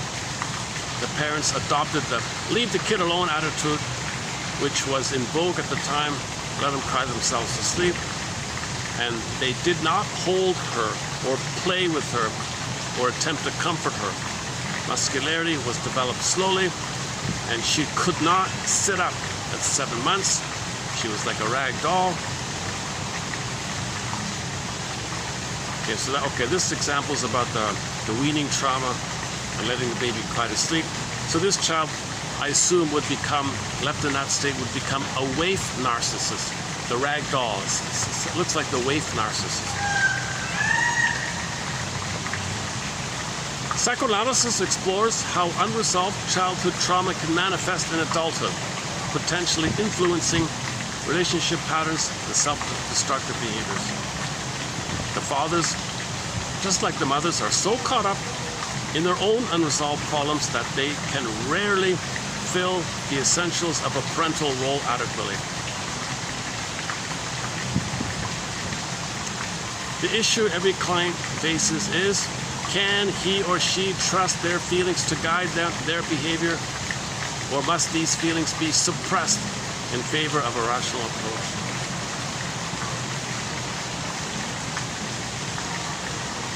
A body is forsaken. A body is forsaken when it becomes a source of pleasure. Pain. Again. A body is forsaken when it becomes a source of pain and humiliation instead of pleasure and pride. Under these conditions, the person refuses to accept or identify with their body. He turns against it. He may ignore it, or he may attempt to transform it into a more desirable object by dieting, weightlifting, etc. However, as long as the body remains an object to the ego, it may fulfill neurotic pride, narcissistic pride, but it will never provide the joy and satisfaction that the alive body offers. The alive body is characterized by a life of its own. It has a motility independent of ego control, which is manifested by the spontaneity of its gestures and the vivacity of its expression, vitality of its expression. It hums, it vibrates, it glows, it is charged with feeling. The first difficulty that one encounters with clients in search of identity is that they are not aware of the lack of aliveness in their bodies. People say, I don't know, my body's flat, I don't feel anything in my body. People are so accustomed to thinking of the body as an instrument or a tool or a donkey, beast of burden, or a tool of the mind, that they accept its relative numbness as a normal state. Yesterday, they treat the body like a donkey. They measure bodies in pounds and inches and compare their shape with idealized forms, completely ignoring the fact that what is important is how the body feels. How the body feels. I have repeatedly stressed how afraid people are to feel their bodies. On some level, they are aware that the body is a repository of their repressed feelings.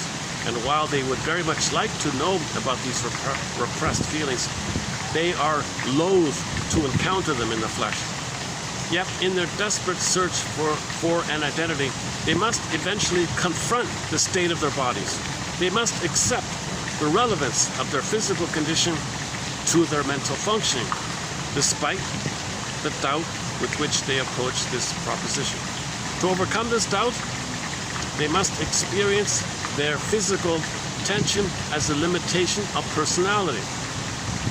Okay, they must experience their physical tension, check in here, as a limitation of personality.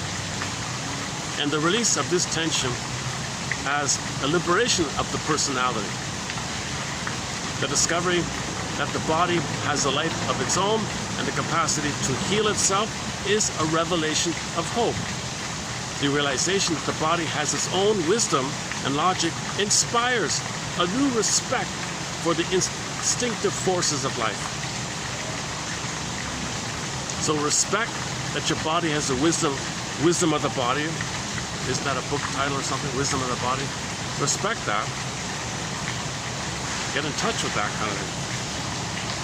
So I would say this is all about making the link, getting back to your home, your body. Your home is in your body. Sense of embodiment, like that. So these ramblings or these quotes are just discussing this. We're just brainstorming here. I feel like I'm just in brainstorming mode here. I'm just in preliminary brainstorming mode. I'm just beginning to learn. I just plucked these ones out from his book. Once again, Betrayal of the Body.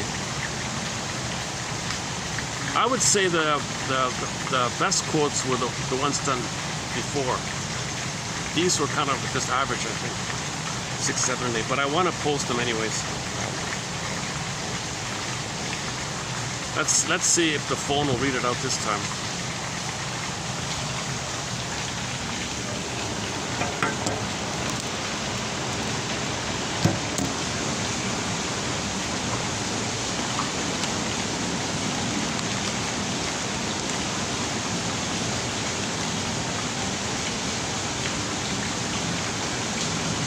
The state of shock accounts for the quality of automatism often seen in the schizoid's body movements. In his way of moving, he often looks like a robot. One of my patients noted this quality in himself. He remarked, "Walking down the street, I saw my reflection in a store window and I looked like a wooden soldier." By this remark, the client indicated that his rigidity reflected a state of shock. He was like a wooden soldier marching to his doom, oblivious to the panic within him. The physical rigidity of the schizoid body is an attempt to counter the shock and maintain some degree of integrity and function. This attempt breaks down in the collapsed state, where the condition of shock is more evident in the loss of muscle tone. In both cases, however, the shock is not so severe as to paralyze the vital functions, but is limited to the surface of the body. And it is not an acute state of shock, but a chronic condition.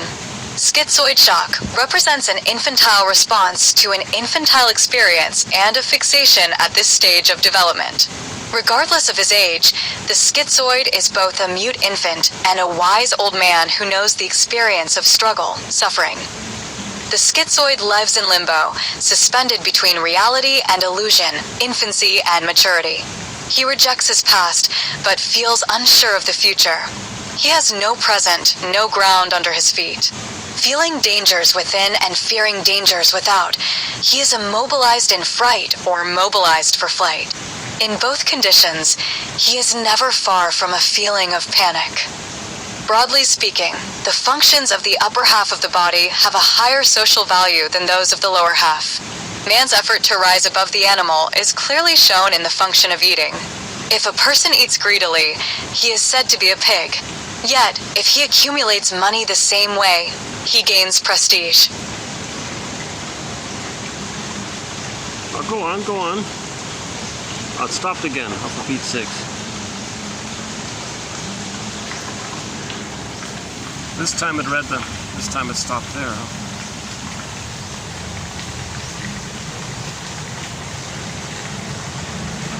Huh? I wonder, it shouldn't make a difference, but let's try the male voice. Prestige. A body is forsaken when it becomes a source of pain and humiliation instead of pleasure and pride. Under these conditions, the person refuses to accept or identify.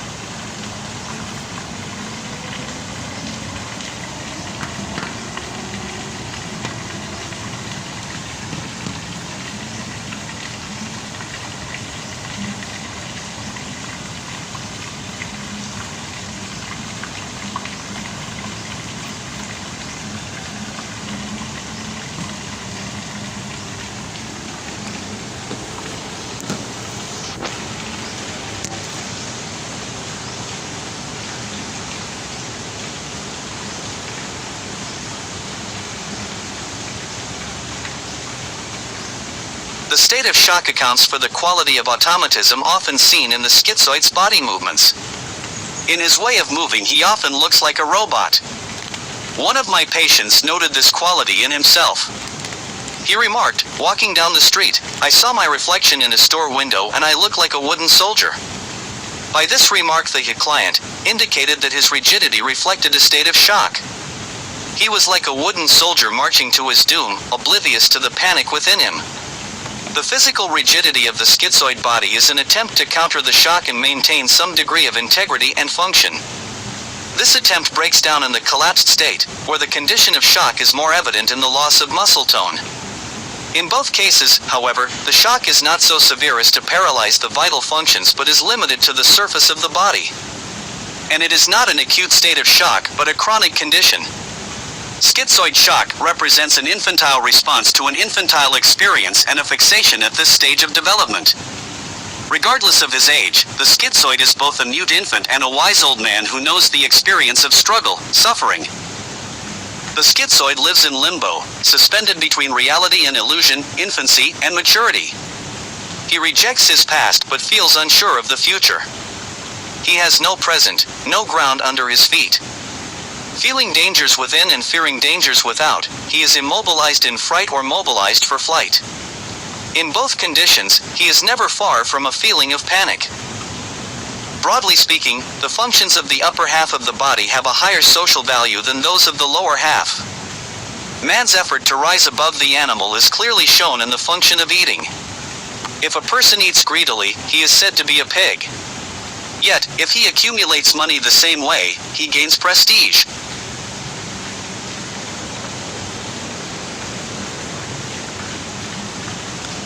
Well, go on. A body is forsaken when it becomes a source of pain and humiliation instead of pleasure and pride.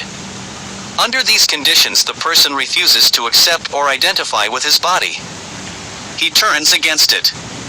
He may ignore it or he may attempt to transform it into a more desirable object by dieting, weightlifting, etc.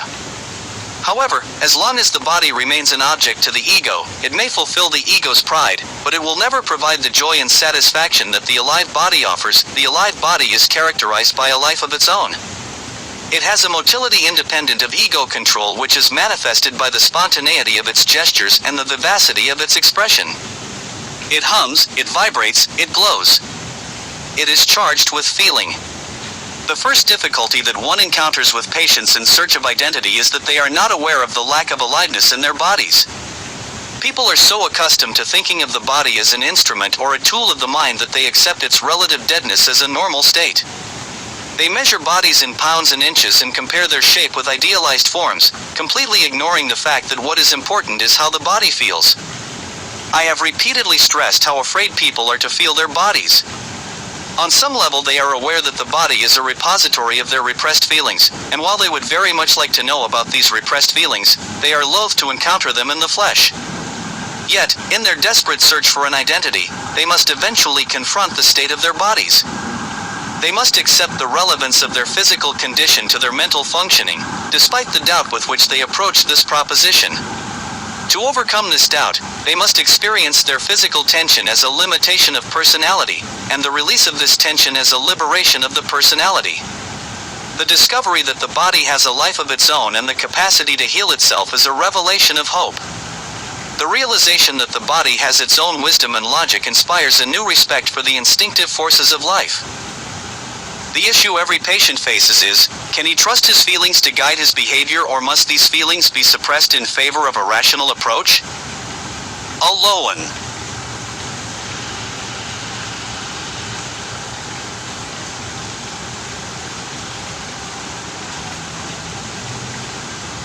For 6 weeks the child was breastfed and then abruptly weaned because the mother became tense over her increasing responsibilities.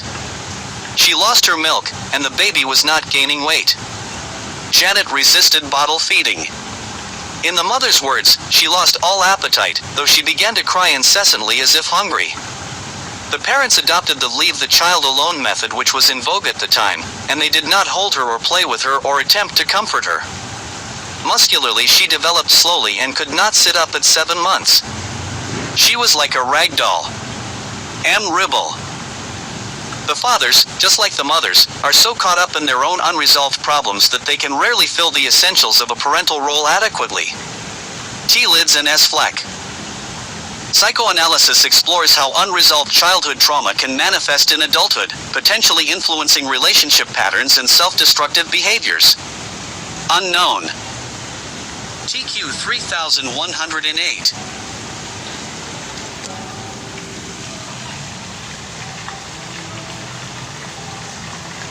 Okay, this whole area with Lowen, it's just meant to be sort of brainstorming.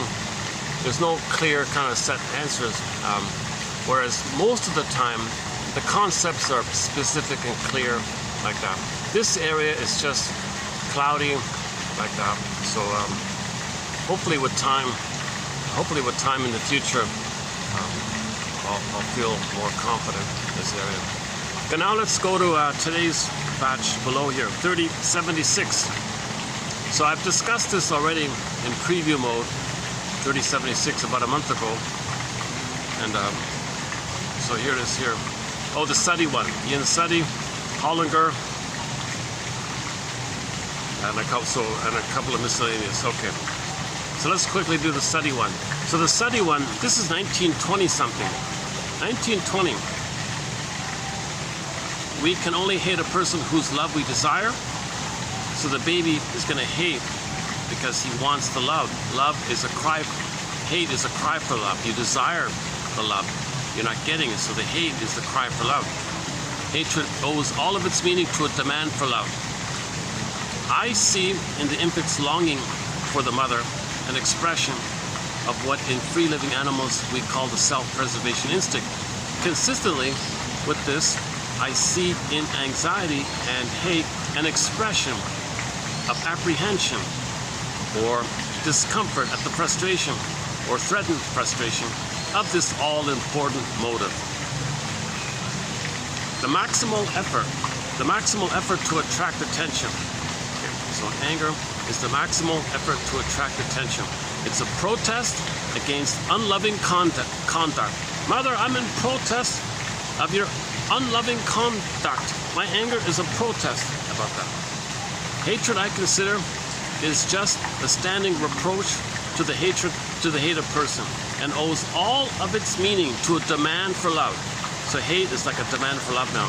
Quote, earth hath no hate but love, to hatred turn, and hell no fury but a baby scorn. Quote. Again, earth hath no hate but love turned to hatred. Oh, sorry. Again, earth hath no hate but love to hatred turned, comma, and hell no fury but a baby scorned. If we postulate the existence from infancy of a social need, then the pilgrimage to maturity assumes for us an aspect different from that which we obtain by looking backwards from an anxious, competitive adulthood.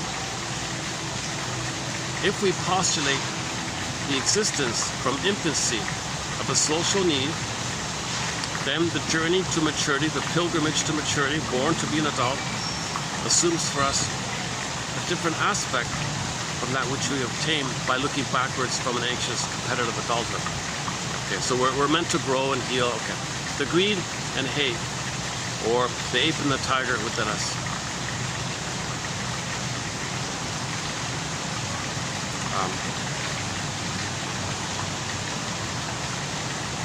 There should be no conflict. There should be no conflict and even no separation of the interests of mother and child. Still less. Yeah. So the mother doesn't want the baby to throw the juice on the floor. But the child has curiosity and delight and wonderment about this phenomenon called gravity, the splashes, the bubbles, the spills, the falling. He's making it happen. Okay, so say, that's great, look what you found. Let's now take it over to the sink. So her needs are met, baby's needs for curiosity, which is linked to his identity, are met. So they both can get their needs met. So there should be no conflict and even no separation of the interests of mother and child. Still, less is it possible for the child to offend the mother. Okay? It should never be, the mother should never feel offended by the child. The mother should never feel insulted or offended. How dare you? Nonsense. Any protest or difficult behavior, that's a cry for love. All their acts are absolutely acceptable. The baby is both free and good in the sense that has given rise to the myth.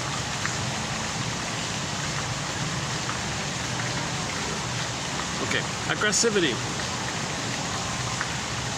Okay, so anger, okay, aggressivity or aggression is a technique or a mode of love seeking. Again, this is 1920 something. A love quarrel puts attention upon the feelings. A love quarrel puts attention upon the feelings of each for the other and thus heightens the sense of the other's presence. Even though intrinsically unpleasant, the rapport is thereby rendered more vivid and reassuring. Okay, so if there's no connection, they might fight to feel some kind of connection or something. I notice your presence more. If we fight, I notice you're here more. Okay. Yeah, hologram. Anger, like all affects, is a signal to others and to oneself. Anger could be termed an SOS signal, a call for help. Quote, something is wrong here, mother. Anger is linked to the affect of distress. Everyone has a stimulus threshold that can trigger distress and anger. It's interesting to note that any affect, if excessive enough, can produce anger. For example, too much excitement. I mean, too much, it might turn to anger. If a decrease in joy is sudden, it might turn to anger. Anger is also a final common pathway for all negative affects. Okay. Anger is a final common pathway for all negative affects. So stress, shame, fear, anger is the final one for all of them. Excessive distress, fear, shame, disgust, dismay can all ultimately trigger an anger response. Anger and fear have a powerful capacity to impair interest. Commutative factors in therapy include interpretation. Okay, what's the antecedent? Okay, so when you're triggered, look for the antecedent. With anger, One goal is to detoxify the anger, often by addressing the defenses and allowing the anger to see the light of day and to become able to talk about it. Much of this process includes enhancing interest, curiosity, and self-reflection so that the affect of anger can be explored, better understood, what and who triggers it, what images and fantasies occur, what it feels like in the body and face. Oh yeah, Lowen would be happy. Lowen would be happy with that line there. What it feels in the body and face, and so on. Verbalization is a crucial aspect of working through, understanding, and detoxifying the anger. Verbalization allows for symbolization, communication, and articulation of unconscious affects, all of which can enhance capacities for self-reflection, tension, regulation. So it's called the talking cure. Narrative medicine, find your story.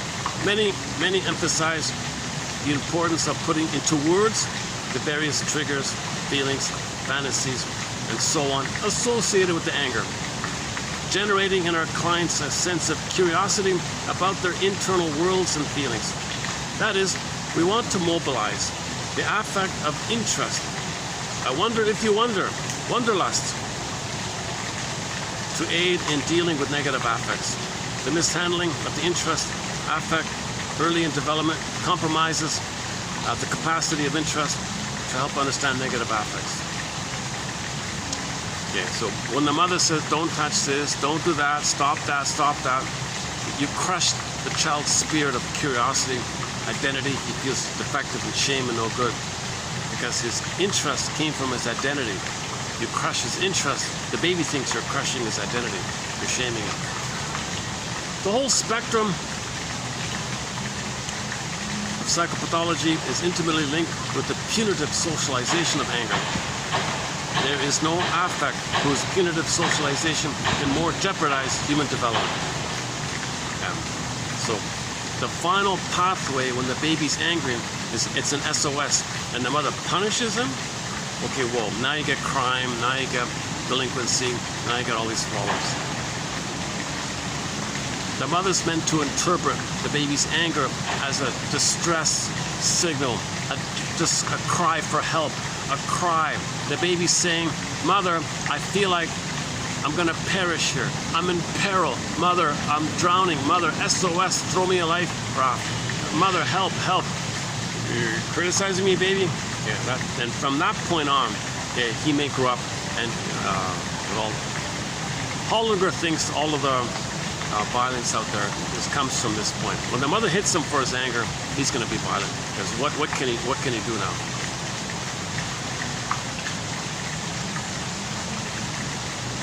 The baby felt like a helpless dwarf, and the mother was a monstrous giant. In the criminalic area, that's considered the only thing for a helpless dwarf to get mother's attention, the crime area. So he thinks crime comes from when mother punishes him for the anger. Mother should be curious. If she's triggered by the baby's anger, okay, she's got to recognize her antecedent. Do a quick scan of herself, that there's an antecedent in her, so she can calm down, and then realize the baby is signaling their distress, that they believe they're going to be a goner caused by the mother. Mother's got to say, no, you're not going to be a goner. I'm here. I'm here. What? I misunderstood something. Oh, you wanted to play with the juice. Okay, let's take it to the sink and we'll play with the juice there. Okay, thanks.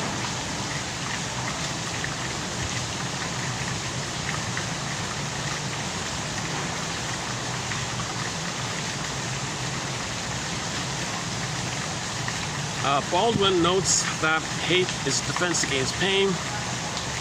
Hate is a defense against everything. Defense against fear, weakness, vulnerability, etc. Trying to understand how hate comes from love. Trying to understand how hate comes from love.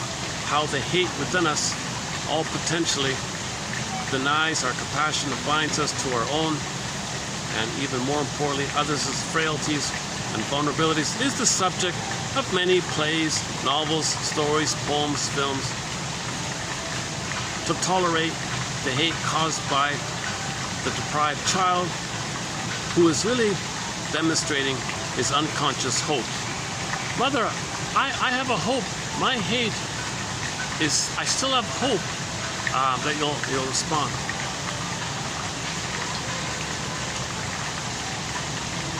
Okay, let's see if it reads out this one here, 3076.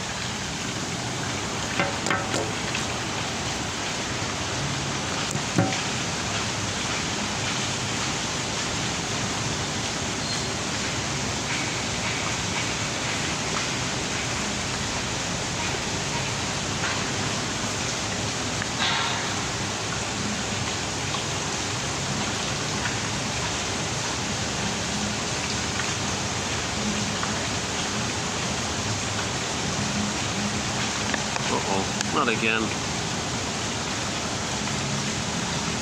It worked the last time, didn't it? We can only hate a person whose love we desire / hatred owes all its meaning to a demand for love / I see in the infant's longing for the mother an expression of what in free living animals we call the self-preservative instinct. Consistently with this, I see in anxiety and hate an expression of apprehension or discomfort at the frustration, or threatened frustration, of this all-important motive / the maximal effort to attract attention. A protest against unloving conduct. Hatred, I consider, is just a standing reproach to the hated person, and owes all its meaning to a demand for love. Earth hath no hate but love to hatred turned, and hell no fury but a baby scorned / if we postulate the existence from infancy of a social need, then the pilgrimage to maturity assumes for us an aspect different from that which we obtain by looking backwards from an anxious, competitive adulthood. The greed and hate, the ape and the tiger within us, original sin, proclaimed by Freudians and the theologians alike as characteristically human, appear as fictions of their own social maladjustments and of their forced or false maturation. There should be no conflict and even no separation of the interests of mother and child. Still less is it possible for the child to offend the mother. All their acts are absolutely acceptable. The baby is both free and good in a sense that has given rise to the myth of the Golden Age, though there may be some historical truth behind this, and has contributed much to the idea of paradise, and the aspirations after utopia / aggressivity. A technique or mode of love-seeking. A love quarrel puts attention upon the feelings of each for the other and thus heightens the sense of the other's presence.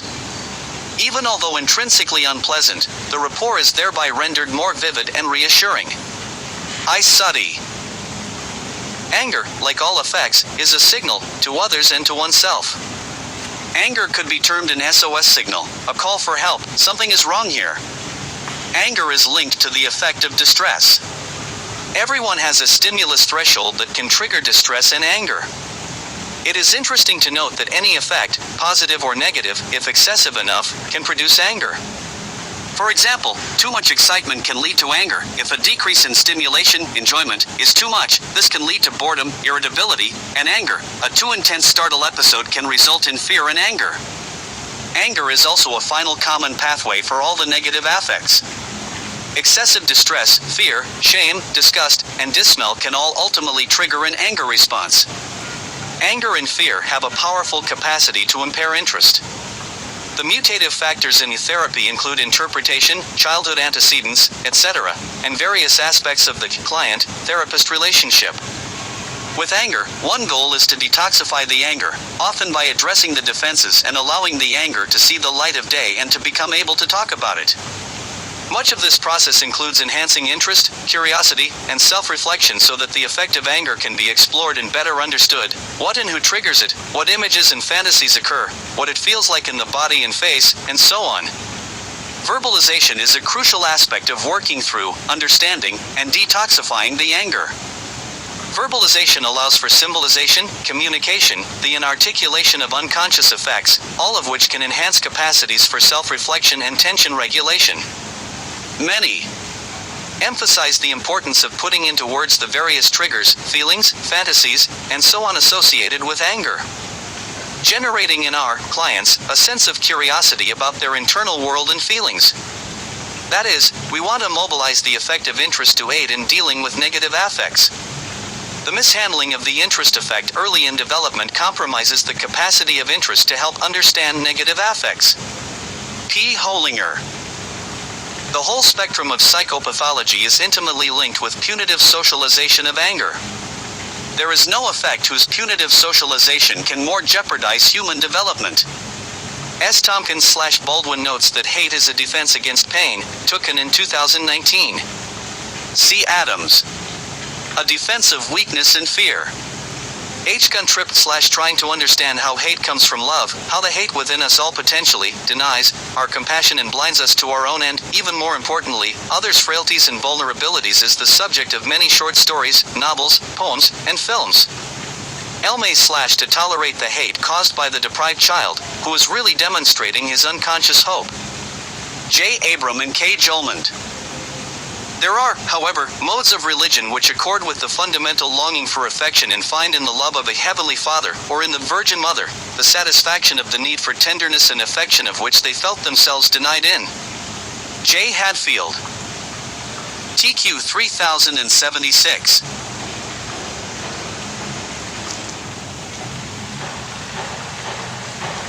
Yesterday we closed up with April Wine's cover of the song entitled 21st Century Schizoid Man.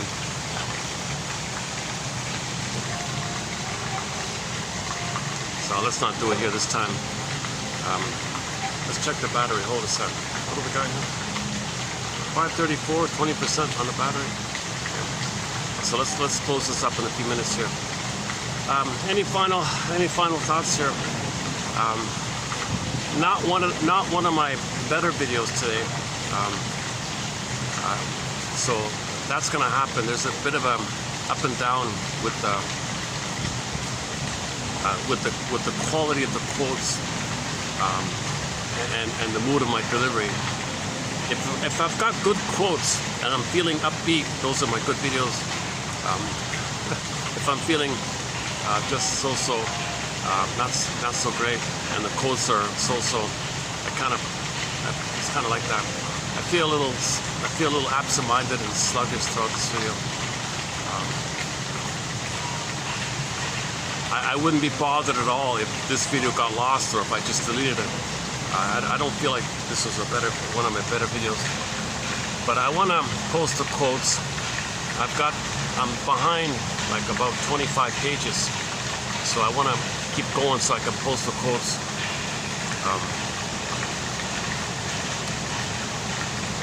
So I anticipate that we'll have more quotes from Mr. Lowen in the pipeline.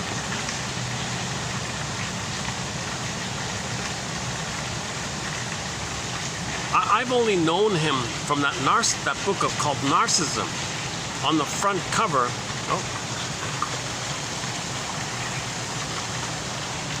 on the front cover of this book simply called Narcissism, there's a little white flower on there. That little white flower is the narcissus flower. In ancient times, the Greeks would assign the name of that flower to the psychology of narcissism to describe the hallucinatory, dreamy-like effects that narcotic flower gives people, apparently. I don't know. So narcissus comes from the word narke, because that flower is considered a substance like that. So they would say, gee, if the mother abandoned the baby, he thinks a little god, that's narcissism. That's kind of like the flower. People take the flower, they're the dreamy little thing like that, their own little bubble. These people are in their bubbles. Something like that. Okay, so once again, Narcissus looks into the pool of water, sees his reflection. That's all he sees. He's transfixed, spellbound, in love with himself, they say. Because he thinks the breast, the nipple and the breast are his possession. It's him. He's in a state of fusion, non-differentiation, symbiosis, like that. And the baby's in a blissful kind of place. So that's what the metaphor means. He sees his reflection. That's all he sees. There's no mother there. He only sees himself because he thinks. Actually, one person said, what is he waiting for? Like he's staring at his reflection. Is he waiting? Theoretically, yes, he's still waiting. He's waiting for mother to appear to see him so he can feel mirrored and seen by someone who saw him, then he can move on. He's waiting for that. Mother never saw him. Mother never mirrored him. So he's in that archaic, anachronistic place that all babies think they're kings and gods, and it's all about them. So the psychology of narcissism is that. So this is called narcissistic oral fixation.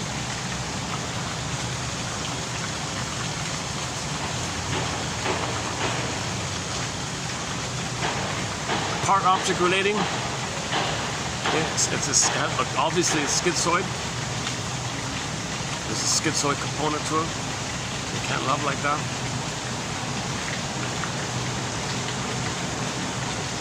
So if a mother has that psychology in her mind, narcissism, it's all about her. Okay? Enter the wicked queen. Mirror, mirror, same idea. She looks in the mirror. Mirror, mirror, who's the fairest? Well, that's just a shortcut. Who's it all about? Who's center stage? Who's it all about? And what? My child has needs? I'm supposed to give? No, I'm entitled to receive. Crush the baby's heart, soul, core. Okay? So she wants to eat the heart. Remember, she wants to eat the heart. And then greedy. You can also add. Some people think it's part of that oral thing. It's not really about that, I don't think. It's about, or maybe, yeah, maybe. Anyways, the mother cannot tolerate the needs of the baby. She can't give, remember? She's entitled to receive. It's all about her. She's got to receive. It can't be about the kid. It's got to be about the mother. Mother's rights. So she doesn't want to be reminded of this. So that's the whole idea. Of her hostility and her anger to eat the kid's heart. So the mother's angry handling on the child. When she holds the child, it's angry. That's the laces idea. Her thoughts, her angry thoughts. I hate you, kid. I don't want you. That's the comb. Okay. Now she's got to. Okay, if there is any kind of feeding, there's cortisol in the milk. Okay, and then that's the poison apple idea.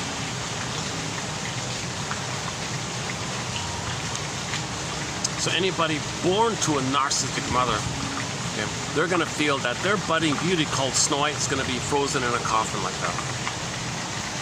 At midlife, you realize this. Now you're in touch with the wisdom of nature. Wisdom of nature. The dwarves. The dwarves are emissaries or workers and emissaries or spirits of nature, because they were mining up. They were miners. The dwarves were miners. They go down and mine it up. What's unconscious, bring it to consciousness. So you want to befriend this within you. So Snow White would befriend the dwarves, and the dwarves are trying to help her. Here, look, here's some jewels and information like that.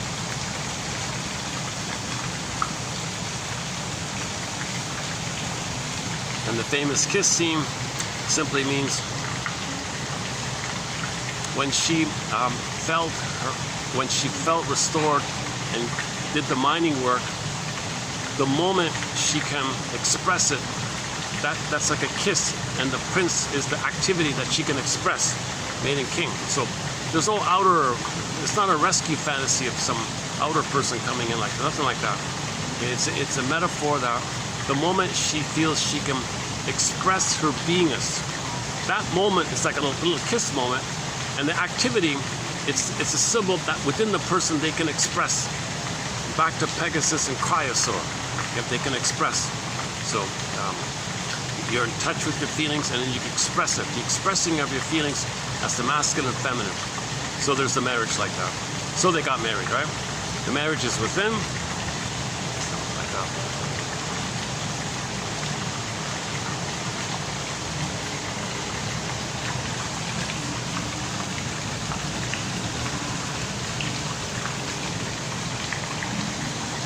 And the fairy tale can make the memory of the mother hurting you dissolve or disappear somehow. Doesn't matter how they do it. So that's key. Number one, you got to recognize the pin in the collar. Like Lowen said, with the flat affect in the body, not feeling in the body. Similar to the pin in the collar. In one version of Snow White, she's awake in the glass box, meaning she can see through, but cannot feel into the world. The metaphor means we can recognize the world, understand, drive a car, pay the bills, do the things, but we're not feeling into the world. Schizoid. Okay. So in that one, Snow White being able to see through the glass box but can't feel into the world is a schizoid phenomena, is a schizoid dynamic. When you're not feeling and you're doing is disconnected from your feeling, that's schizoid stuff. 21st century schizoid, man and woman, person.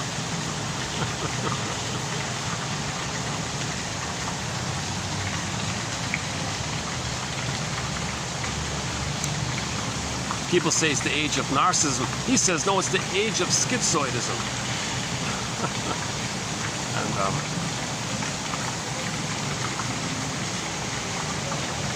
I don't know the full story about him. If he's got some other kind of agenda or not, I don't know. I'm a little suspicious, to be honest, because he's not really giving you the analytic insights that so if you do body work, release your muscles, and you don't know really about object developmental theory and the Faust, if you don't know psychoanalysis, like although he did, no, yeah, that's not true. He did mention Margaret Ribble's book. I got a feeling that's a good book, Margaret Ribble. I noticed there's a second edition.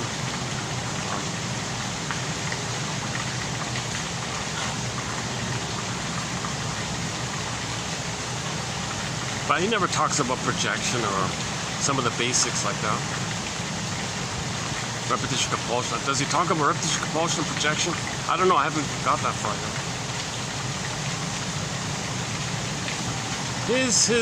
His way of using the Faustian deal is, well, you think power and materialism is going to win you love. He has a very general, kind of broad, general way of doing it. The Faustian deal, it's much more than that.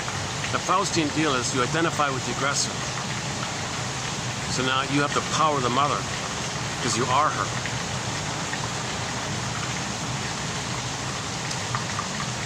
But the deal is you got to sell your soul. So she shamed you, you shame yourself. So you're the aggressor and the victim. That's why you feel empty.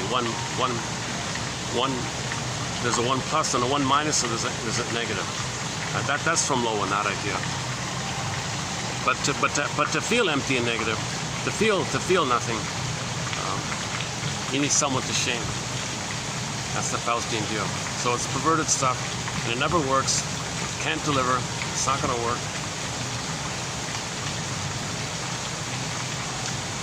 So in one version of this, Theseus, when he sees the Minotaur, he looks into the Minotaur's face, and he sees that it's his face. He's become the aggressive mother. He's attacking himself. This is most pronounced with the bully pattern. Gratstein calls it the Minotaur personality, or the bully pattern. So you got to unblend from the mother. The only way to unblend from the mother, you got to analyze her. You got to shrink her. You got to put her on the couch. You got to analyze her. Imagine her as a client and analyze her. Kind of. You got to understand. You got to understand why she behaved the way she did. If you understand that, okay, it helps a lot. It helps a lot. I don't know if you can heal without doing that. I don't know. It's even possible. You got to put your mother on the couch. The father too, right? So there's another question of the many questions we've done so far on that topic. Here's a new one. What's the nature of their schizoids? What's the schizoid side of them? Oral fixation we know about, the narcissism we know about. the social factors that made them like that. And today there was one about, yeah, there was one today about that, wasn't it? Yeah, one of them today was about that. Hang on. Which one was it?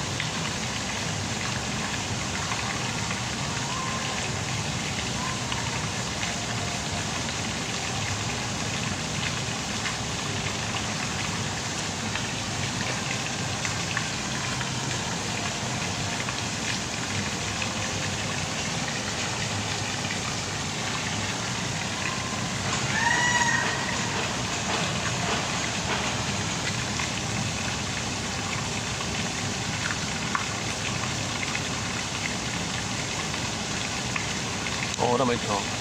76, yeah.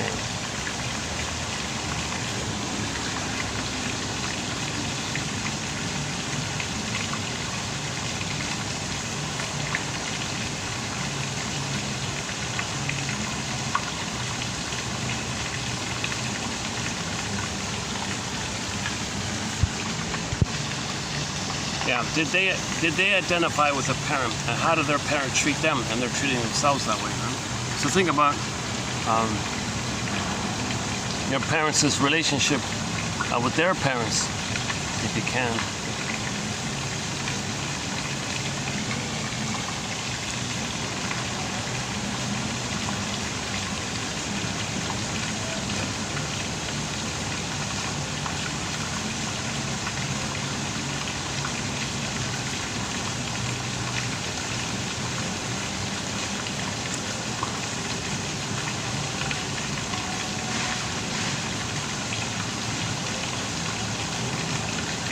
Okay, look at your parents' body.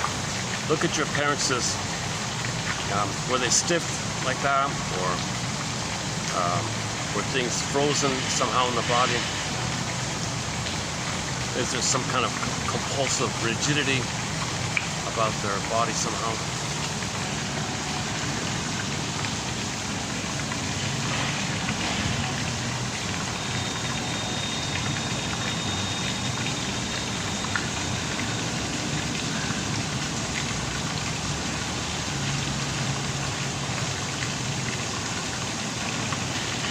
Was one parent playing a role? Like, was one the clown, or was one the bossy one, or was one the doll or something? Was one the witch, maybe? Were they playing a role?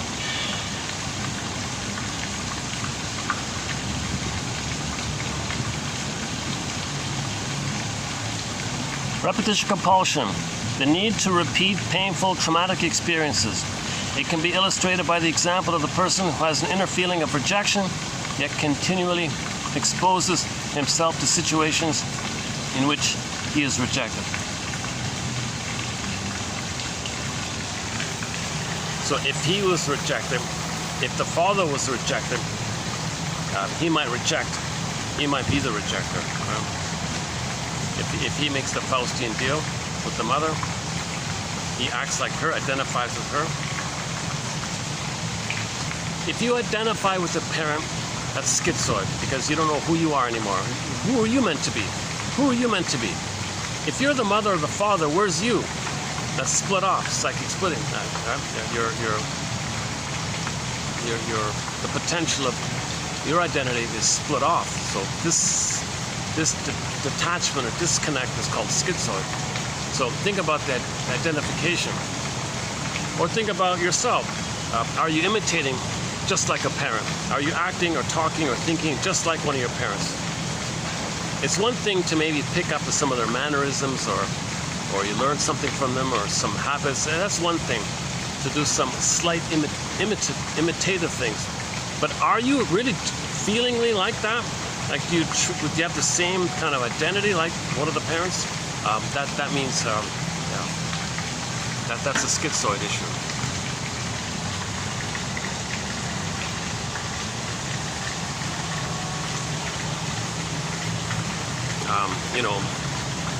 What about the oral side? What was the nature of their narcissistic oral fixation? Okay, possessiveness, jealousy, controlling, feeling that life owes them a living, entitlement complex. Okay, smoking, booze, drinking, gambling, manic activities. Do they give up? Do they start things and give up easily? That might have been the imprint that the mother took too many painkillers during the delivery. So the baby's trying to come out, whoosh, endorphins, numbing chemicals. So he has that kind of deep imprint, a deep conditioning. So anytime he starts something, the brain whooshes him. I give up, I blot out, I space out, I don't know what it is, I give up easily. Do the parents give up easily like that? Can the parents, when the parents dance, when you see your parents dance, is there some kind of a feeling together? Are they like feeling back and forth with each other? Or is one demanding the leading, I lead, you follow? Or is it rigid like that? Is it forced or something? Or can it be relaxed and tango-ish? Not the tango I saw. I'm sure it's out there. I haven't seen it. I haven't seen a flowing tango.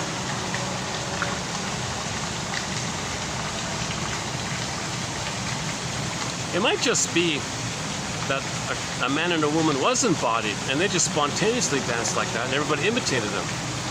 So theoretically, you don't memorize someone else's moves.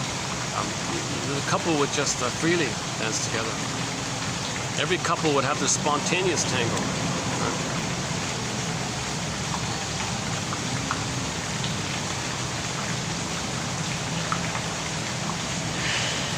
How did the parents resolve their conflicts? What role did each parent play in their childhood system? Maybe one of them was the clown, one of them was the hero, one of them was the mascot. I mean the scapegoat of one.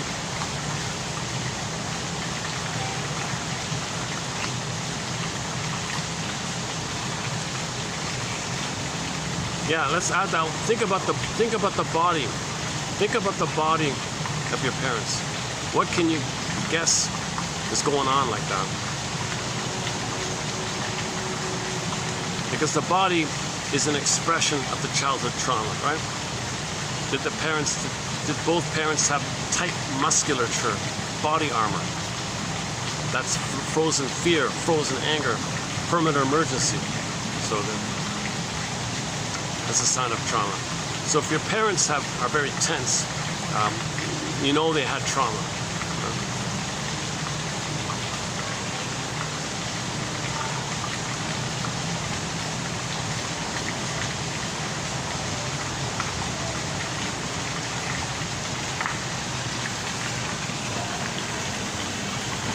There's a lot more to it. Let's just pick a song here. Okay, let me be a little lazy here. Let's just wrap it up with a song here. So when the song ends, I'll hit the stop button. Hopefully in the next video I'll be a little more refreshed. I'll make more eye contact. I'll be more present. I'll be in a funner mood or something. I was really in the dorsal place today. Those nerves, the pie chart, sympathetic, parasympathetic, dorsal. I think the dorsal part occupied more than normally. Whenever I'm a little feeling slightly daydreaming or something, that's the dorsal one, the deer in the headlights one, right? When you're present and relaxed, easy going, that's the ventral one. Occasionally I'll have like a bit of ventral, not too much. Man, oh man, we're meant to be in the ventral like all the time. That's meant to be our baseline, the ventral. The nerves associated when you're embodied. So people doing the tango, they're meant to be ventral. Pleasant, pleasure, relax. Not this fear. Am I going to step the wrong way? Going to step my toes? You're going to follow me? You're going to do it right here? I'm worried. What are you going to do? Not this little tense kind of thing. And it's angry, and they're dancing in anger now because you didn't follow me and I'm angry. Oh, okay, I'm going to be angry now. You're fighting. Some of these, the tango I saw was very hostile. There was no relaxed flow to it at all. Not at all. My goodness.